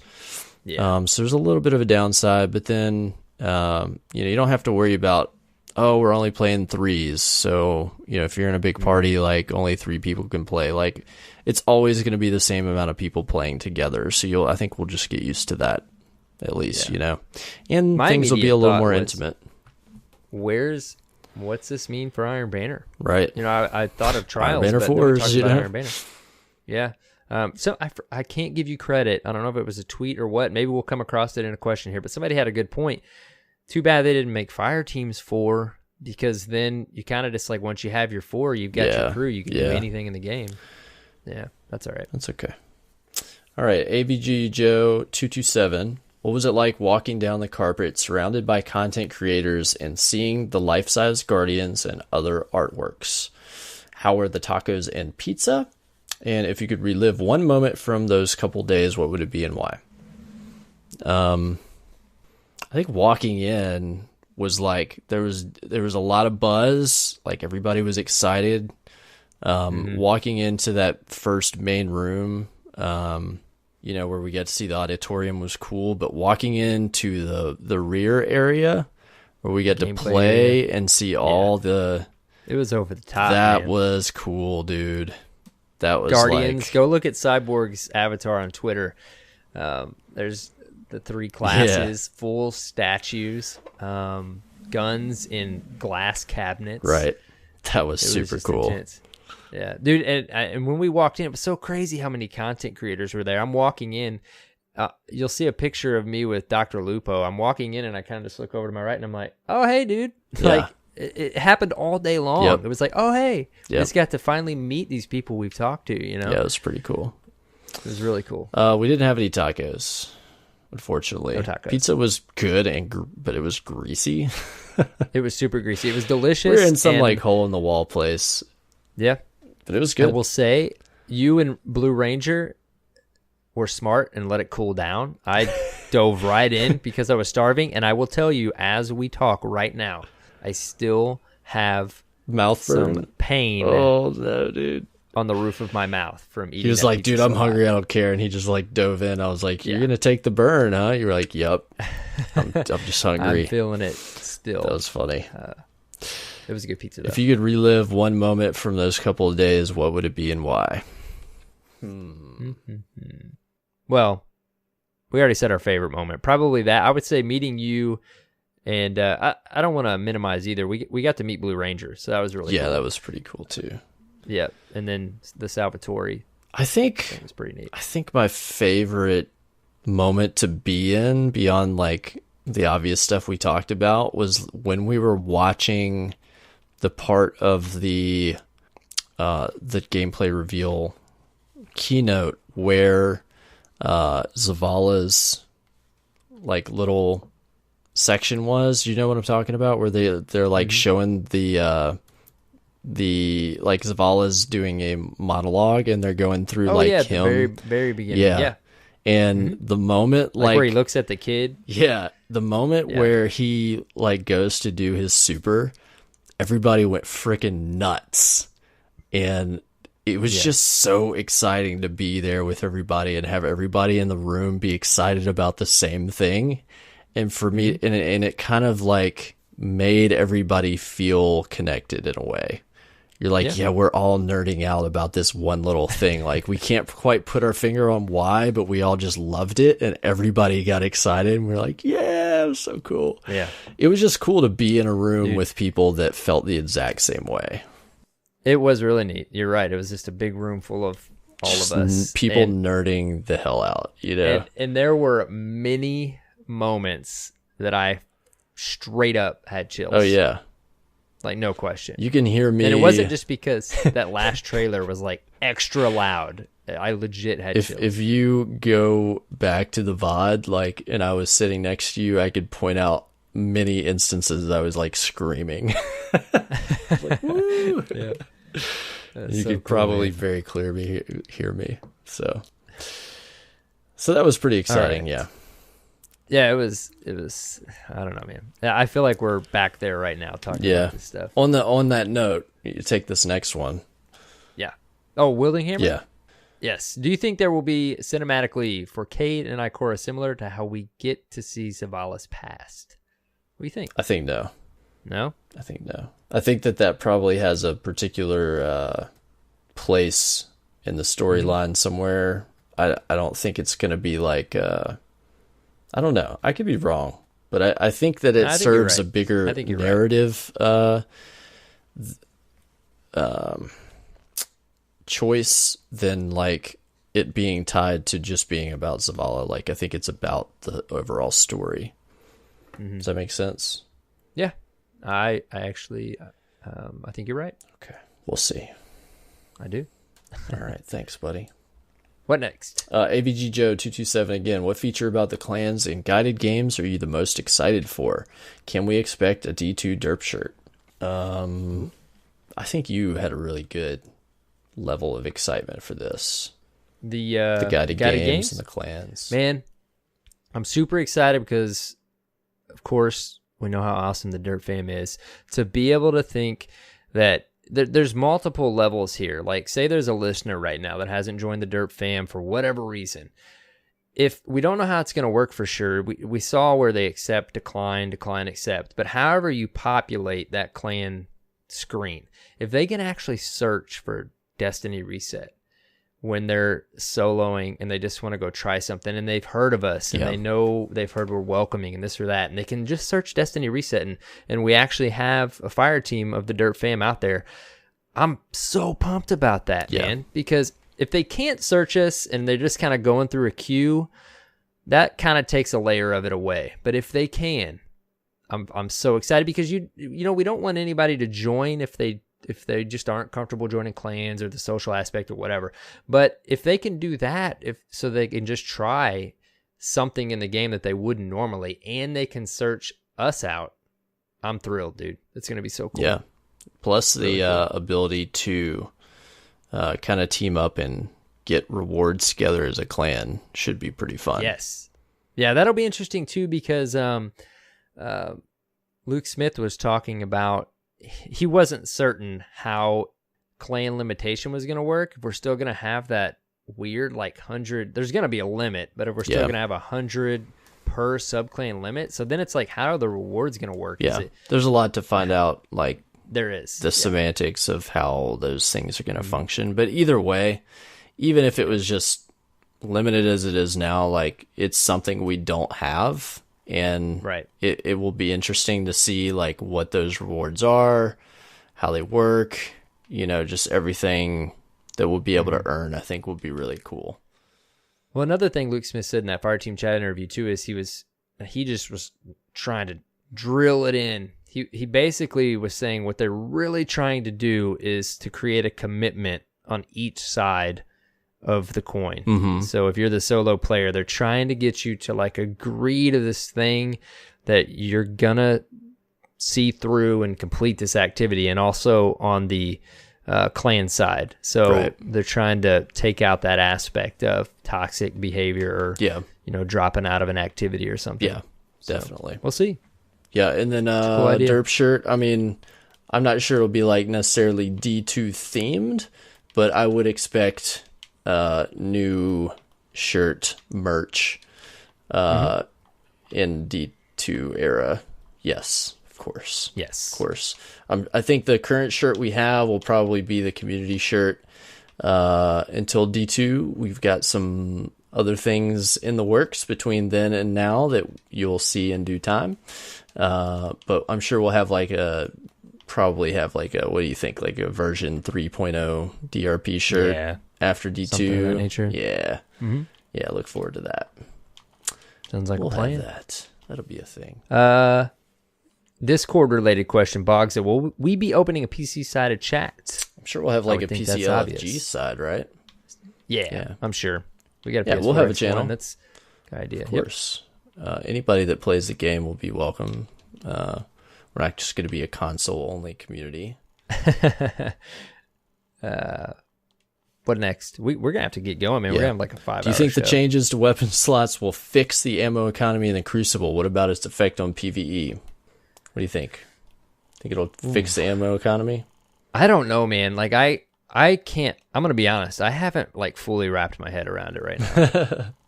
I don't know. It's really weirded me out. Not in a way that I'm not going to like it. I want the beta. Yeah. I want to jump in and mess around with it for a while. I think the heavy ammo is cool. Yeah. I think it's going to work, not giving it to your whole team. Right. It's definitely going to make it more rare. Yeah. Make the power weapons, if you will. Does it fix the current weapons. problems? The current problems, the economy problem is a symptom of the way that specials are focused on in the game. And with the fact that specials are now our power weapons and are a lot more rare, I think that solves the problem overall. Like, there's not going to be an ammo economy problem anymore because it's no longer a weapon design problem. Like, you're primarily going to use what we consider primaries now. Yeah. In 2 different slots. Power weapon ammo is, at least in PvE, was fairly plentiful. Unless you were just finding yourself just using one gun and like exhausting it, that would happen sometimes. But if you're switching between them on the reg, you're going to have plenty of that ammo. Got any other thoughts on that? Man. No. Okay. It's going to be weird to be able to wield 2 hand cannons single. Yeah. 2 different slots, but I don't know why you would do that. You'd probably want to mix it up a bit. And you can if you want. Whatever you want to do. So, Piper versus Piper. What did we say? Okay.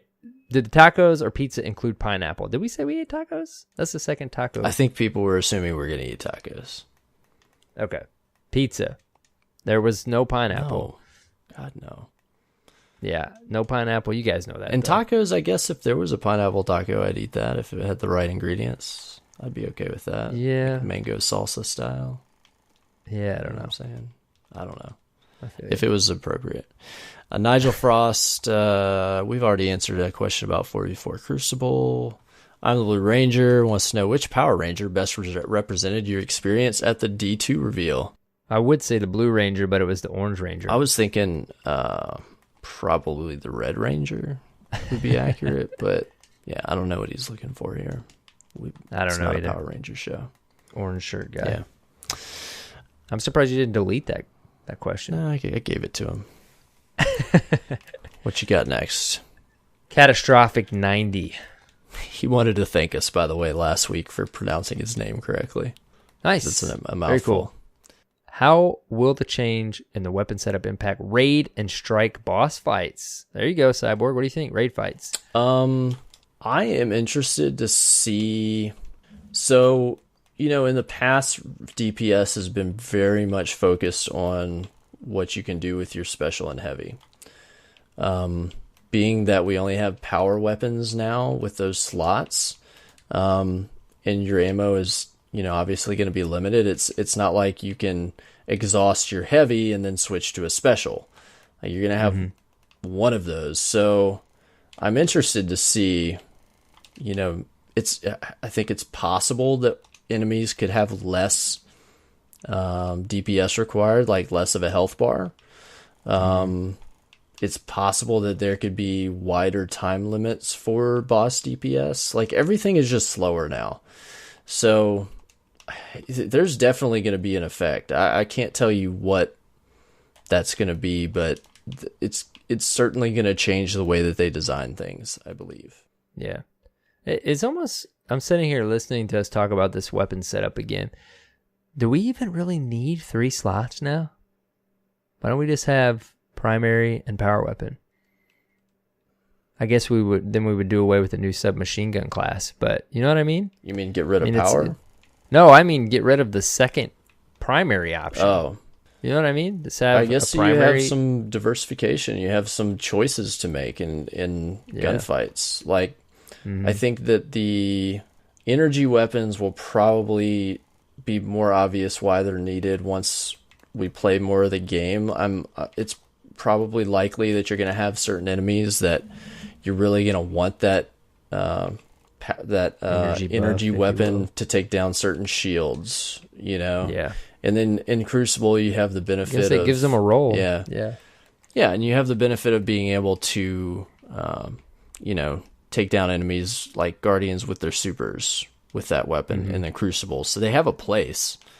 And then as well, like, you just have the benefit of being able, like, you run out of ammo with your primary, you can just switch primaries instead of reloading, Yeah. switch to a different weapon and finish somebody off, or finish an enemy off. I mean, I found myself doing that a lot just in the PvE, so it's going to be different, though. Seems weird, man. It really does. I just want to play the beta like for a whole weekend. We're going to. Let's see what I think. Wait and see when it's going to be. All right. Is it my... Oh, it's your turn. TX Handyman, talk It's to us late. about meeting up for the first time after almost 100 episodes and a legion of followers. I mean, there are literally dozens of us. We've covered that pretty well. We hugged it out, you know? We did. We hugged it Yeah. out. When you left, we hugged it out. On the same note, the co-founder wants to know, what about that Blue Ranger guy? Is he as huggable in real life as he appears to be on stream? We definitely together hugged it out with Blue Ranger. We did. He was We a met him in lot the- of fun to hang out with in person. Did we meet him in the lobby of our hotel? Yeah, we both walked we did. down.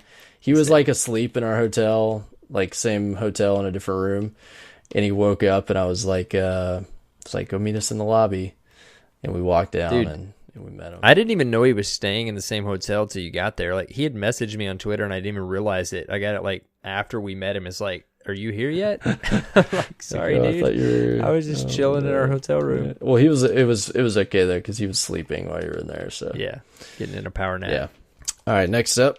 TX Handyman again. I noticed normal and heroic nightfalls. Are we looking at a return of the boot to orbit nightfall? He's kind of hoping so. I think so. I didn't notice that. There was a modifier I saw, or like under some artwork that they had that was up, like a screenshot. One of them was under Nightfalls, and it said no checkpoints. Nice. So I'm down for that. I agree. I'm assuming, TX Handyman. yeah, I want that back. especially because you can choose normal and heroic versions. Mm-hmm.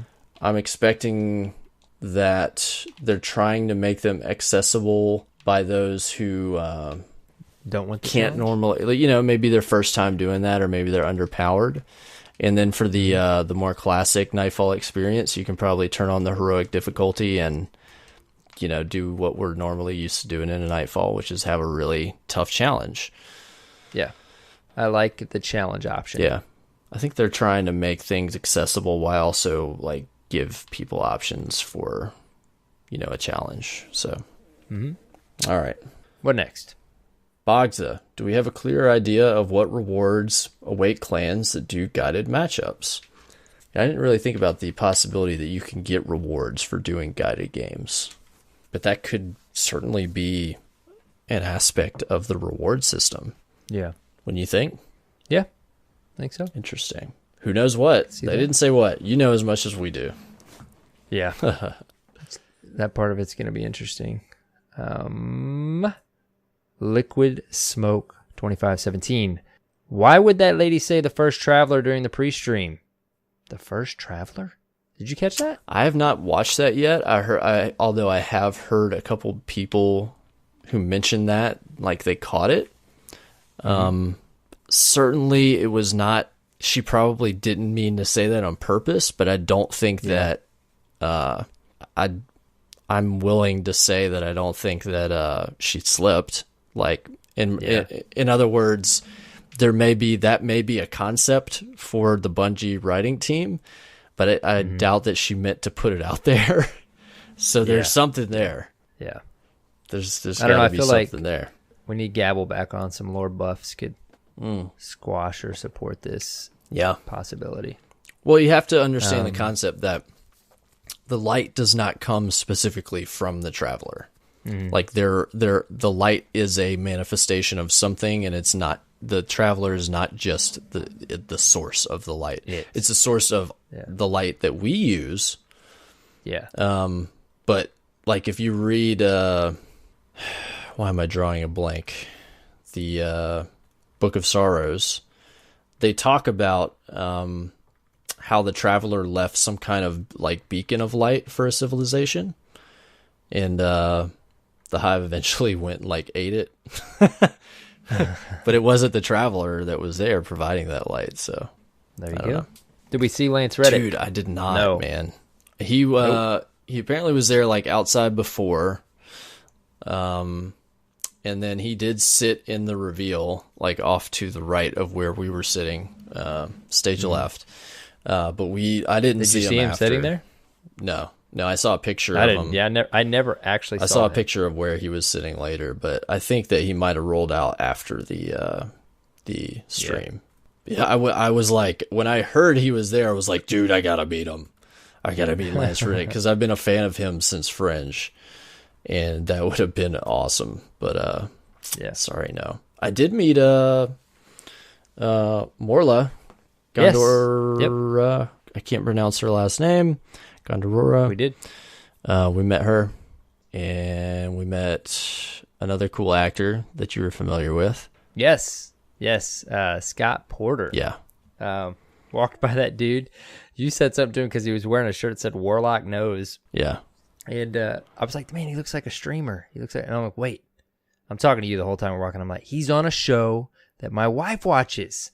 So, like, we figured out if he was there, and his Twitter feed said he was. So we went and chatted with him in like 20, 25 minutes. He was a really cool dude. Yeah, he was. Apparently plays the crap out of Destiny. Yeah, more like Gorondana. Sorry for that. There you go. That was... There was a lot of people there. Yeah. Cool. So, yeah, would have been cool to meet him. Matty Maverick. Why don't you guys ever give me more heads up when opening these QAs? How was In and Out? Sorry, Dude. Matty. What'd you think of In and Out? It was good. It reminded me of it wasn't like a hole in the wall burger. You know, obviously it's a chain there, Yeah. but it just reminded me of like a massively fat, greasy Sonic burger. Or something. Yeah. But It was good. decent. Good. I'm going to be honest, I've had better, but It wasn't. That's like, here we have our favorite family-owned burger joint. Exactly. And none of them taste like that burger. exactly. But So it wasn't that. before like but a for what it burger was, chain, like I could eat there, you know, like for a drive-through burger. Like it was good. we got massive ones too, man. 3 of Yeah. them. Like they were huge. Big old like triple double-doubles is what they're called. something. Yeah. Double. They were good. I don't even know. They were good. Okay. It was good.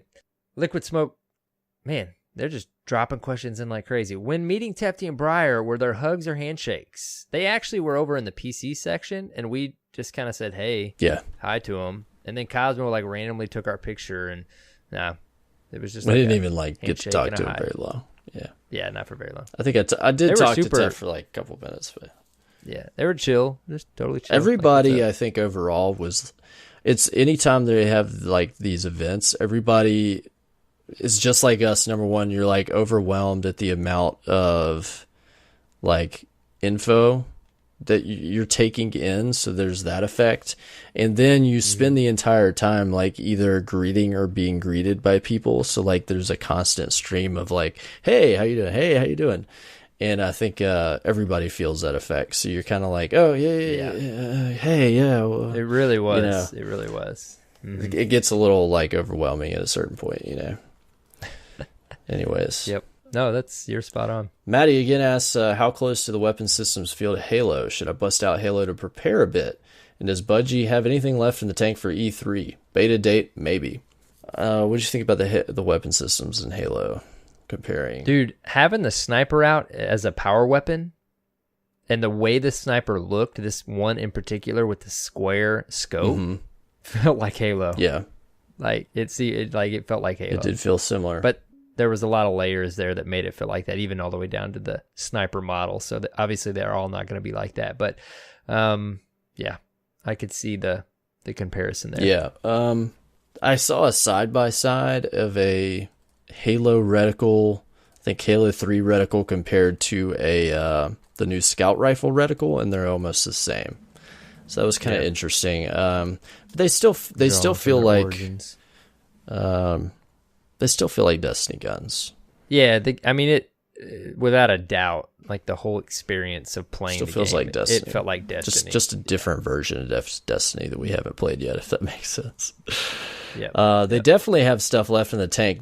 I mean, I had people straight up tell me like wait for E3 for certain things. And we were talking about this a little bit, but they've got stuff to show off at E3. They're going to be there, I think.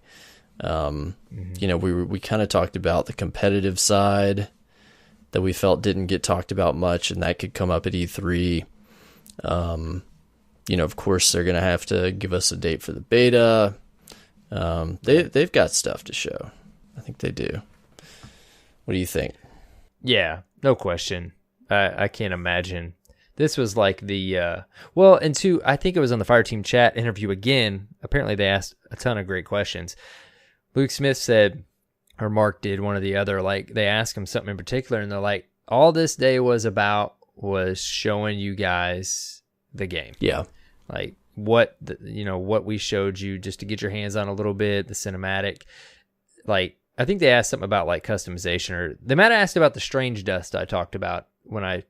Picked that out. I was like, what is this? Improve or trade for an item or something? But they said that's all to come down the road, which immediately made me think like, oh, sweet, a live stream like showing us the customization. And they may not do that. But basically, my point being like this event, they knew exactly what was on the table for this event. There's still so much that they have yet to show us. Yeah. I think they really just wanted to be able to give us what they know is, kind of loaded in the chamber. Mm-hmm. And we're going to see like more depth shown off before it actually releases. What are the E3 dates? Is it June now? Oh, it's coming up in a couple of weeks, like the middle of June. How cool would it be? They said in that interview they weren't ready to announce the beta date yet, but how cool would it be if they just threw it live at E3? That'd be cool. I'd be down with middle of June. Live. I could deal with that, yeah. As long as it doesn't come up during Guardian Con. The classic on stage, they're like, and yeah, hopefully they're smart enough not to do that. Yeah. But the classic, like, and it's live now. Yeah, that's always fun. You know what I mean? Yeah. But all right. Okay, Liquid Smoke, man, they're just like, you guys just fired off when you were in this. Are you sick of hearing people complain about 30 frames per second like Liquid Smoke is? We kind of said 30 to 60 or unlocked, whatever. That's not super important to Cyborg and I. We've talked about that a few times. So, I mean, it's definitely a topic of conversation. PC looked super crisp, but like we said, console looked great too. So it's not something that's super important to us. I'm pretty sure Cyborg. We've talked about this a couple times. Yeah. Same for you. Yeah, pretty much. Yeah. I will get tired of it. Yes. I'll get tired Eventually, of people about here taking it. I'm hoping they kind of get that out now, and then we can just all move on together. Be done with it. I'm going to skip ahead a few questions because a lot of these we've already answered. Them's Tattoos. What did you think of the sound effects and the feel of the game? The sound effects sounded great from the video captures I saw. Do the guns still feel similar to D1 when they shoot? What'd you think, man? Dude, the sound effects sounded awesome. I just remember specifically thinking like having those headphones on, like the hunter jump. It sounded different. Everything just kind of felt that way. It sounded crisp and clean and awesome. Everything, all the sound effects are new. Like you said, the jump sounds, like everything felt new and different. I feel I've kept saying this, the way that everything felt from like the rumble to the way that the guns played to especially the sound effects, everything felt more visceral. Yeah. Way more visceral than what we've had in Destiny 1. I don't know how else to describe it. Everything just sounds amazing. Just great. And then I was reading today the sound mixing in the Crucible is completely separate from PvE. So there are unique sound effects and mixing in the Crucible, such as unique sounds for abilities, footsteps, everything, you name it, to kind of add to your awareness and situational, I guess, auditory cues for certain things that are relevant in the Crucible. So I think that's a big deal too. Yep. And the guns, like we said, I think already they feel the same. Feel very similar. They're not as potent. Yeah. But yeah. They feel the same. Mm-hmm. Real quick, Novembro. What was the first feeling you had when going back to D1 after having hands-on with D2? I have played a couple Crucible matches, and it really doesn't feel that different. Even like talking about these guns like we had about slower time to kill, it really doesn't feel that different. The other thing to point out, too, I think I was watching Fallout's video today. It's 3 melees to kill a Guardian, I think, in Destiny 2 right now, versus the 2 we're used to. Yep. So Not too much of a difference when playing. Have you played this week at all? Yeah. I would just say everything kind of felt, going back, things feel a little quicker. But I just kind of wish I was loading into D2. That's how I felt. Yeah. I know I loaded back into the tower, and I'm like, oh, it's still here right now. Yeah. Let me go ahead and ask this next one, Cyborg. How did you feel when Arrow Knight was breathing Cool Ranch Doritos in your face 6 hours into the event? We hadn't had lunch, and you were starving. I wanted to punch you. Not gonna lie. No, I'm just kidding. Dude, I realized it before you even said it. I'm like, I stopped for a second. So what Arrow Knight was doing, he pulled a bag of Cool Ranch Doritos off the snack table. And what he would do is he had them in his bag, and just every now and then he would pull it out and pop 2 chips in his mouth and then put it back. This was only a small Cool Ranch bag. Yeah, just a little bitty bag. 5 chips. So as opposed to just get the bag, just eat the chips and be done with it. He would just pull a couple chips out and he would snack, and then he would come over and he would just talk to me. And of course, we're in a loud event, so he's talking right next to my face. So for about an hour, I just got this continuous Cool Ranch smell, which would have been fine. But I was freaking starving. Dude, we literally 2 o'clock. All I had eaten that day was a powdered donut at the hotel. Yeah, go look at Blue Rangers. No, look at your Periscope. That was the last time we'd eaten before. Yeah. So I was about to just sorry about that, man. Kill you. I was like, dude, stop eating Cool Ranch Doritos. There go the hugs. There go the hugs. No, I wasn't really mad. It was just funny. It was funny, dude. Let's see. Vincent Smalls wants to know if you took your cap off, Arrow Knight. And he wanted to know if I sang through the entire event. Funnily enough, neither of those things occurred. Arrow Knight did not wear a cap at the event. Yeah, I told Howard that was just for him. Yeah. Yeah. And I don't think I sang the entire time. I don't think you did. Nope. It's more of a podcast thing. Yeah, I don't do that in public. Let's see here. What's next? Cliff's Bob wants to know he noticed there was no teabagging in the reveal. Has that been removed? No, there's teabagging. Oh, there was definitely teabagging. That was happening in the Crucible. Peeps, we're doing that. Yep. Let's see. What does Darth got here? What, in your opinion, has been the most overlooked announcement reveal about Destiny 2 that has taken place in the last few days? Most overlooked. That's a tough one, Darth. Yeah, that's pretty deep. We'll come back. If I think of something, I'll tell you. We'll ask his other question down here. Yeah. I see another one down here. Yeah. You want me to ask it now? Yeah, go ahead and ask that one. With lost sectors able to be found in world and completed, no matter what activity you're in, what do you think about the potential to have these be included in something like a raid? Instead of a normal secret chest like we have now, we'd find the entrance, go in, kill the boss, and get the loot that way. What do you think, Raid Man? While it's possible, I don't think that's its intention. I read an article actually, kind of more of from Mr. Cotton. Wild. They had it. There was a print article from an interview with him where he kind of talked more in depth about his intentions for what's going into the worlds. And his point was just kind of that, for these lost sectors, they're meant to be really short. Just kind of brief foray as you're kind of exploring the world. And he wants them to feel like a raid secret that you find. Yeah. So I thought that was interesting. Yeah.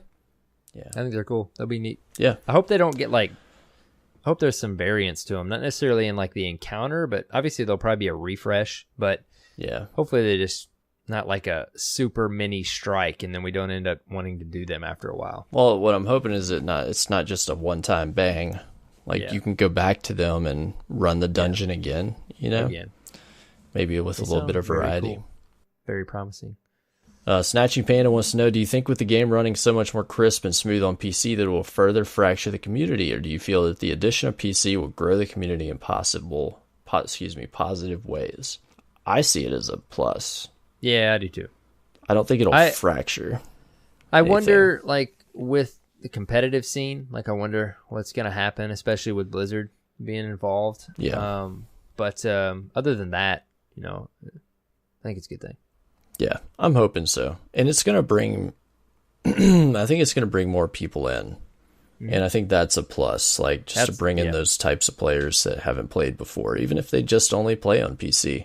Just think about the Twitch directory now for Destiny, dude. It's going to grow. Yeah. It's going to grow a lot. And that's the intention. I mean, they're doing it to bring in more players, you know, at least to sell more software. So sure, we'll see how it goes. This is a good one with Davis. Go ahead. What was their nice reaction to the memes spam in general chat?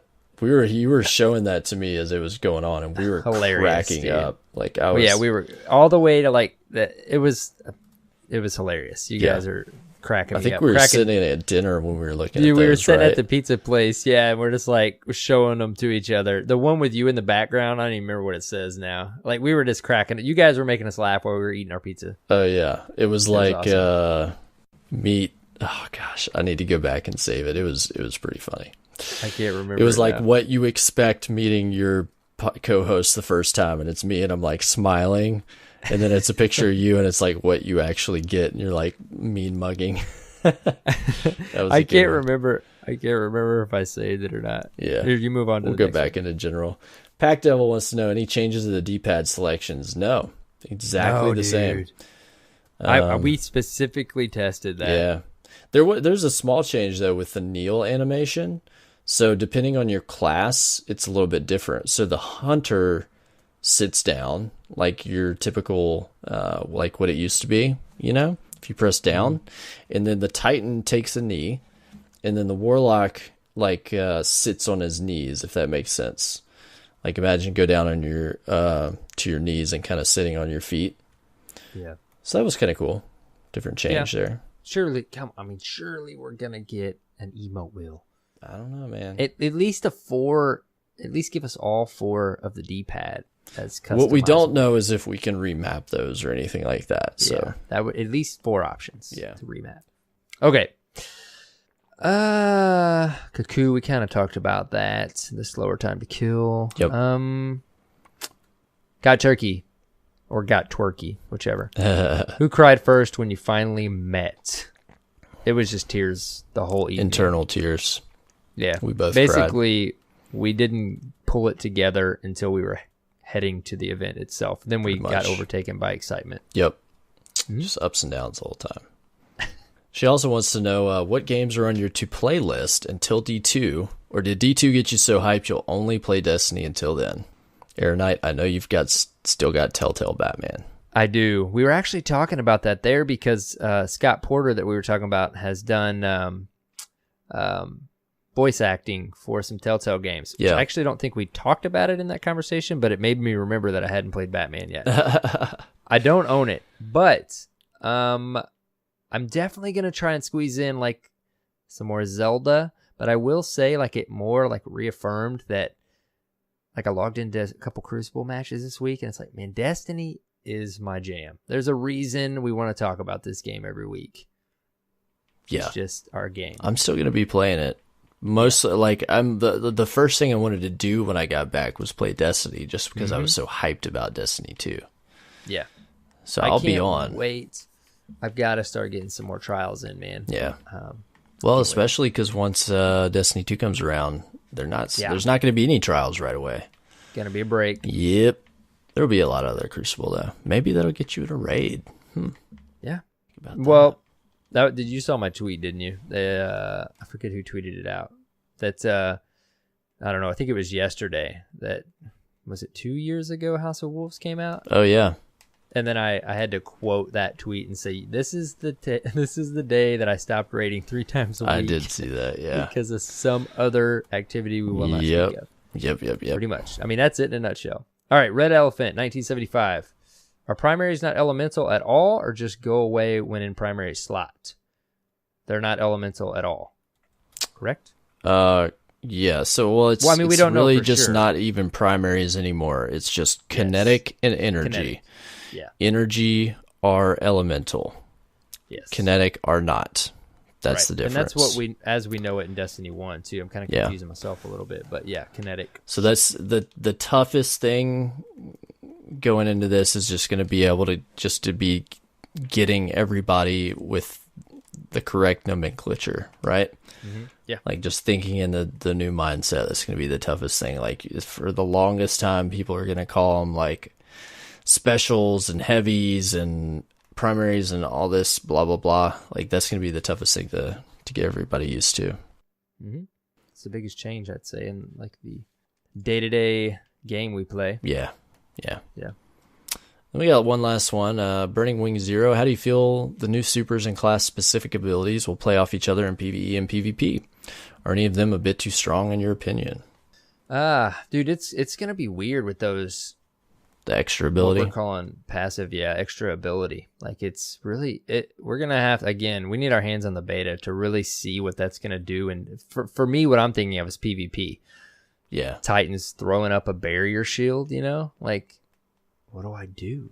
I think it's just way too early to call without having seen all of the classes and all the classes' abilities. It's just way too difficult to judge what the balance is going to be like. There's definitely going to be some balance talk for sure. As far as like strength and other things like that. I mean, I think everybody who played the new Warlock class, the Dawnblade, definitely felt like it was strong. I think that there's a little bit of a complaint there about Gunslinger feeling a little weak.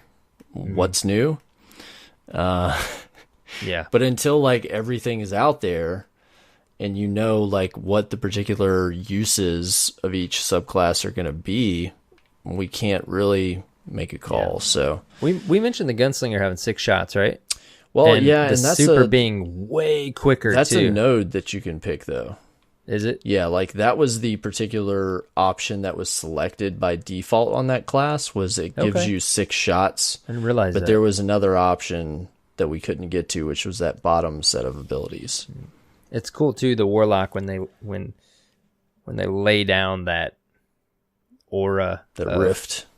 Yeah, Rift. It's cool, like the animation. Yeah. I like it. Yeah, it is. Feels cool. It is pretty cool looking. They open a rift. All right. So that's all Thank the you, questions. Thank you, Twitter. Yeah, I'm sure we'll do this again sometime soon. Gave us a lot to talk about with the game and what we saw. You got any final thoughts on the event and on what we played? Well, I had mentioned in our Discord, man, like I had to like super explain myself because I didn't in any way wanted to sound like I was coming from a negative point of view. Like it's weird we always have to temper our expectations because in my mind this whole time I'm thinking we're getting a new class, Mm-hmm. And maybe we still are getting a new class. To me, in a sequel, like I think I just assumed we get a new class. And then we also talked about, like with the basically the new solar Warlock, the grenades are the same too. Yeah. Yeah.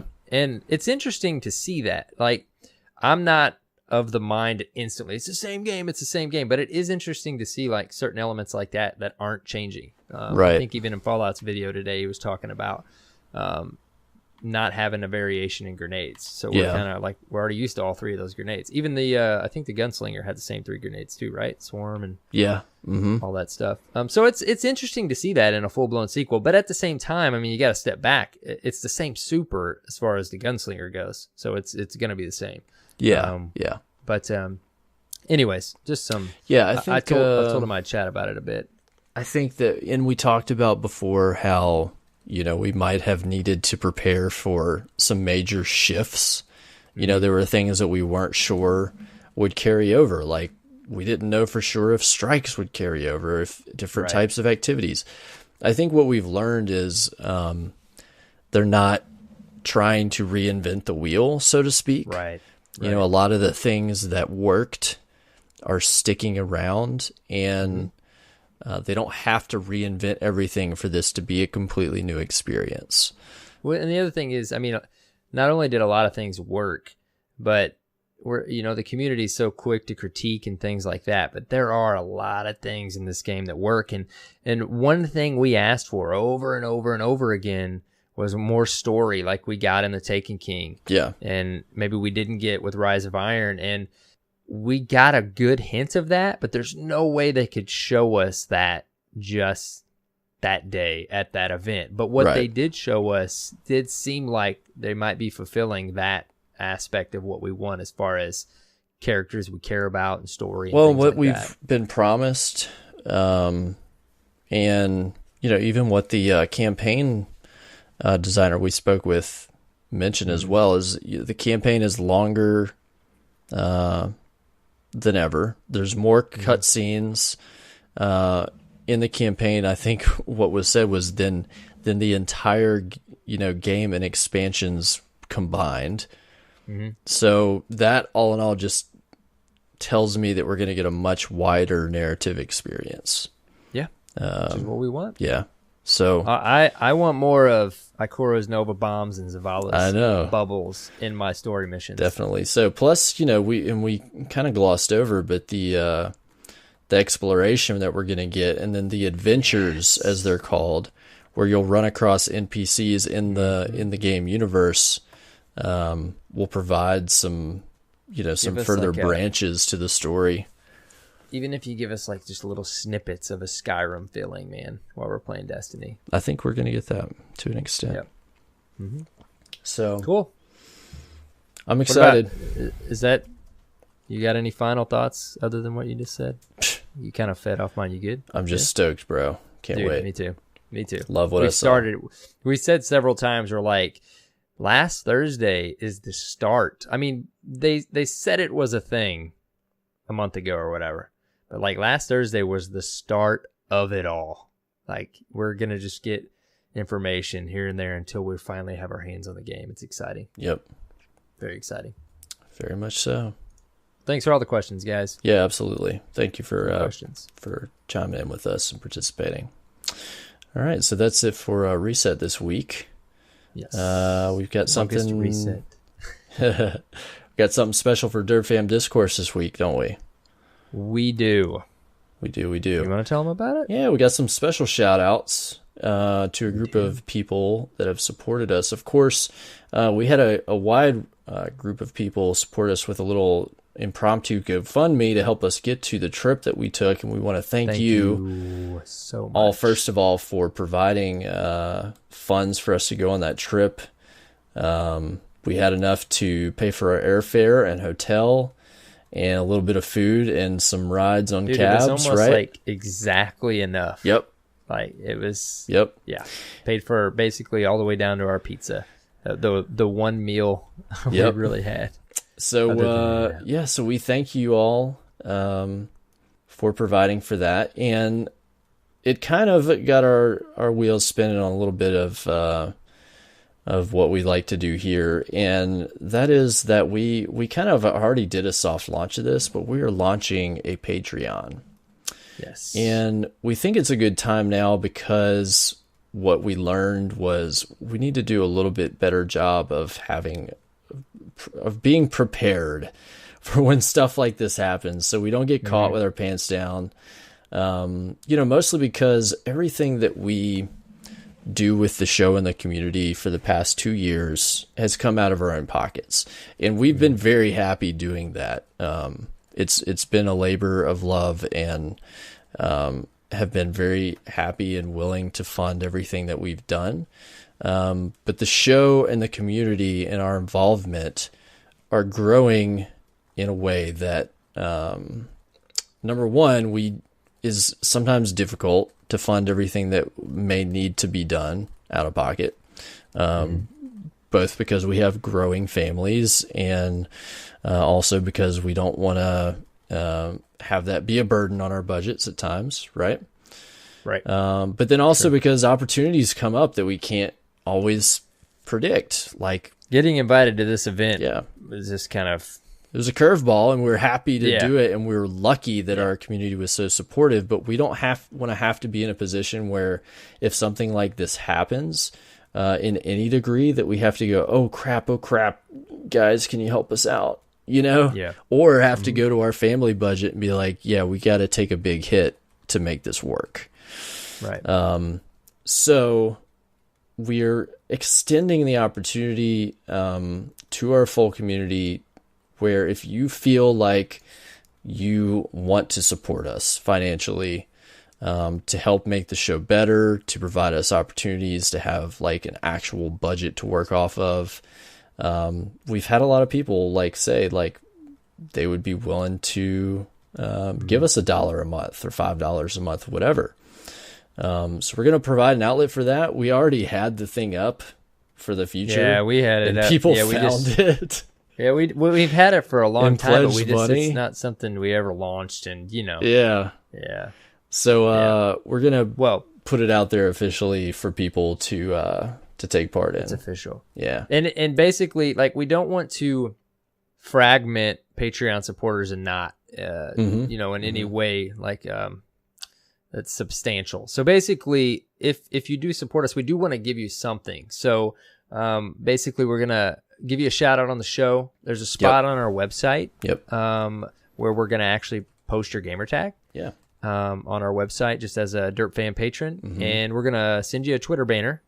Yep. And we also, Cyborg and I kind of were toying around with this idea anyways for quite some time now, but it's in the works right now, so it may be a little bit before it gets going, but roughly maybe every quarter or so, we'd like to do an extra show non-Destiny specific. So just like whatever the heck we were doing. It's like Cyborg just went and watched Guardians of the Galaxy 2, so maybe he'd want to talk about that for a little bit, or just something random to kind of give you another angle. It'll be of stuff us. that you're going to find interesting, but it'll be outside Destiny, and it could be gaming, nerd culture, etc. Right.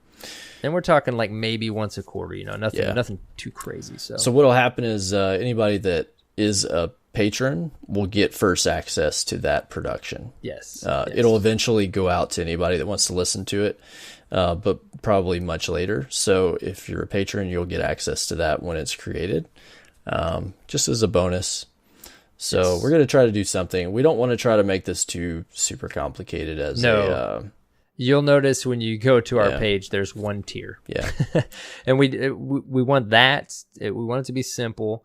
And we don't in any way, shape, or form want you to feel different, patron versus not. Yeah. It's in no way, shape, or form that is not the goal. Yeah, so we're thankful for everybody, and just to listen and be part of the community. Yes. We're thankful for that.